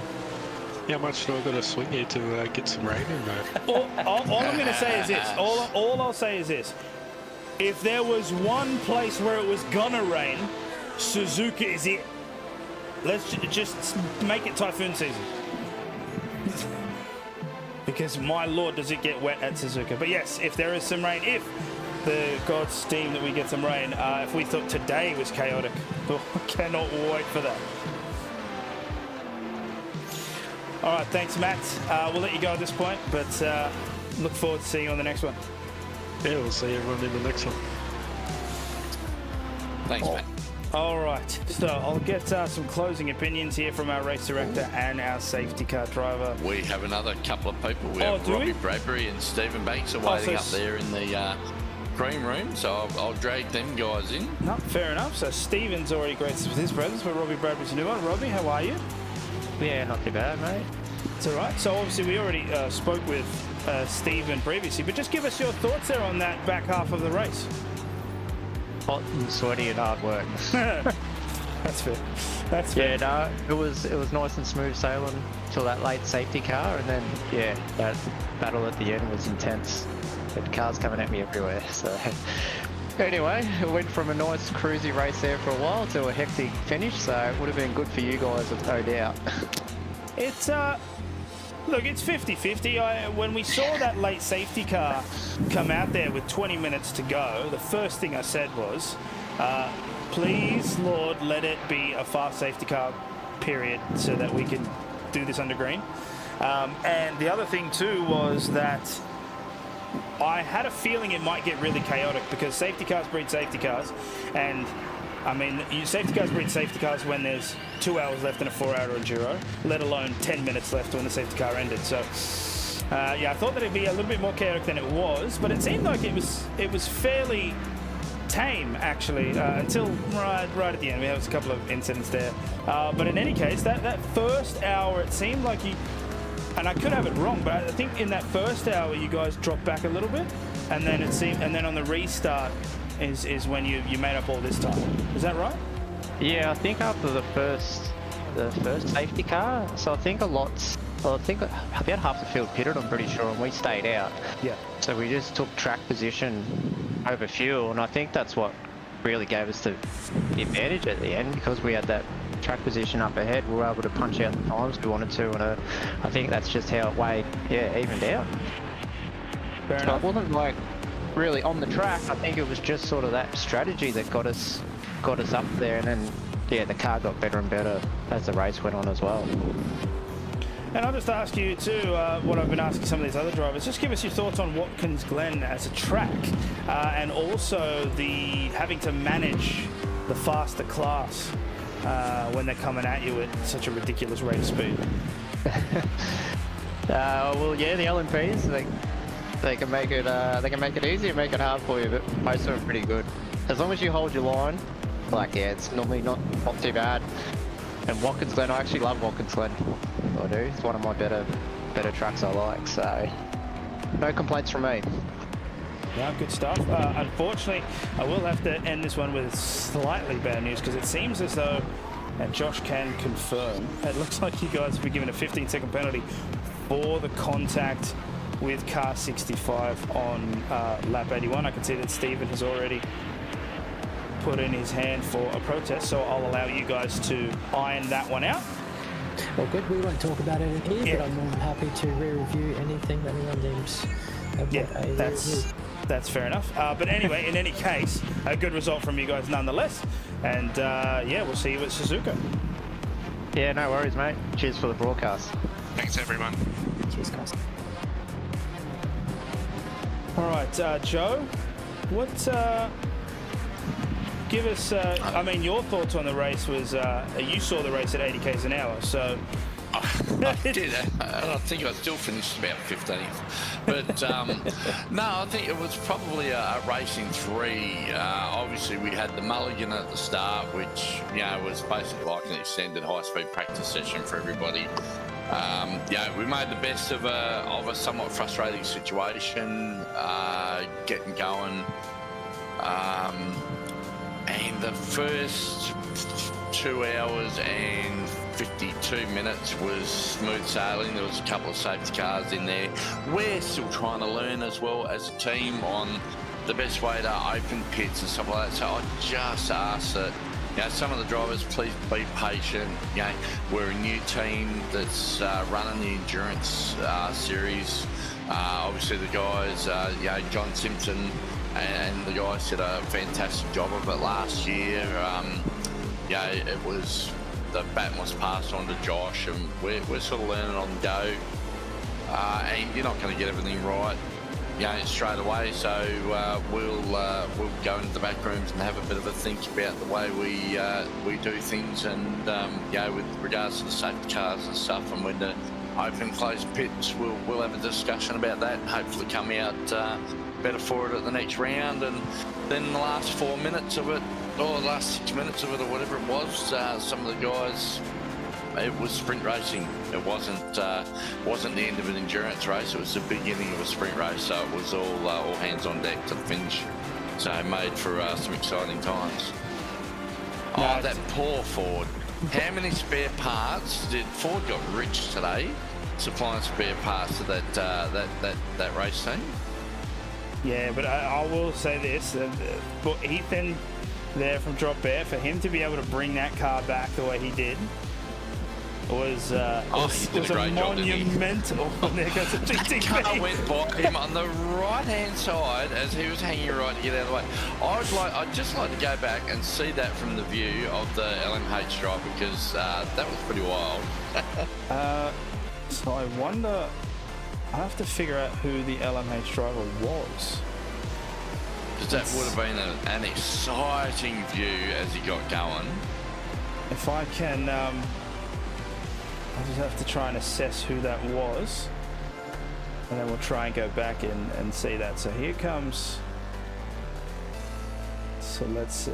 Here comes the. So there's the car there. So that's which entry was that? 07.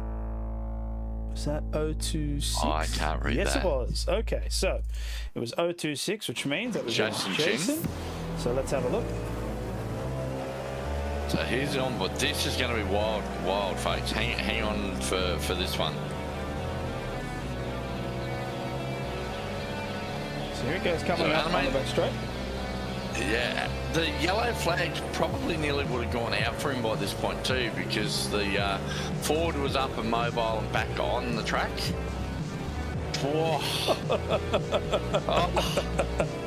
Poor Ford almost got yeeted again, and I don't even think he lifted. That was just, yeah, that was very, very fast, very well done by Jason there. Yeah, look at that. That's threading the needle. I'm sure he got an off track for it, but yeah, a little bit too much excitement. Well done, Jason. Chin, miss of the day. Great work. All right. So actually, I'm going to put forward miss of the day, and we're going to send him a prize pack for that one. Actually, we've got a key ring and a stubby holder that's going to be posted out, Jason, just simply for not killing the Ford. That's any more than it already had been. That's right. So I reckon we're going to send a pack out to Jason. So if he wants to get onto the committee with his address details, we'll get a prize pack out to him for miss of the day. That's fair enough. What we'll do is we'll just take a look forward to the schedule coming up. So as we said, it was Suzuka. That will be our next one. Now, unfortunately, I will not be here for that. I do have to attend a family event, so hopefully we can get someone else to broadcast the event for all of you lovely people at home. But it should be a pretty good one, Suzuka. Look, I know that some people are on the fence when it comes to Suzuka. I am one of those people who really like it, and I think that it provides really good racing. And when we take into consideration the GTP and the GT3s are in there, I think we'll be in for a really good event. Yeah, definitely. And Suzuka, it's a lot bigger, wider, open than this place, so won't be as deathly frightening for all drivers concerned. A lot wider track, and the downforce of the LMH cars is going to allow them to go around the outside of the GT3s of that place. It'll be somewhat grip limited compared to the to the big bangers, so it should make for a great event. Yes, indeed. All right, Josh, I will go to you for some final thoughts before we wrap this thing up. Anyone got a pillow? Me to sleep. Yeah, no, that was an absolutely hectic finish, and I to be honest, I don't know what got into people's heads at the end there. We had great racing the whole race, and unfortunately, a few people, just managed to undo a lot of other people's races. So we had an absolutely fantastic. Once we got the stream going again, we had great battles. We did have a few safety cars to boot, but all in all, I think everyone did really well today. And once again, thank you for the understanding with the situation with the reserve restart. Very good. All right, so before we wrap up, of course, we could not bring to you what we do without the gracious help of the sponsors of the club, which are going at the bottom of your screen. So Loadsy Racing, Waste Options, Player One Sim Gear, M-Wave Australia, Sprite and Cider, and I really hope I didn't forget anybody, because I am usually not the one that is doing this spiel, but I have the one that has landed that this time by. And also, don't forget that you can purchase merch just like Joe was mentioning, we've got some different things, stubby holders, key rings, some shirts, hoodies. You can get that at merch.tgsrci.com or gsrcmerch.myshopify.com. And if you'd like any more information on the club, you can visit that link at the top of your screen, race.tgsrci.com. And if you think that what you saw today was of any interest, come in and join the fun. All right, that is it from us. We hope that you have enjoyed your stay here at the GSRC, and we will come back next week on Monday for the GT3s. I forget where they're at. I believe it's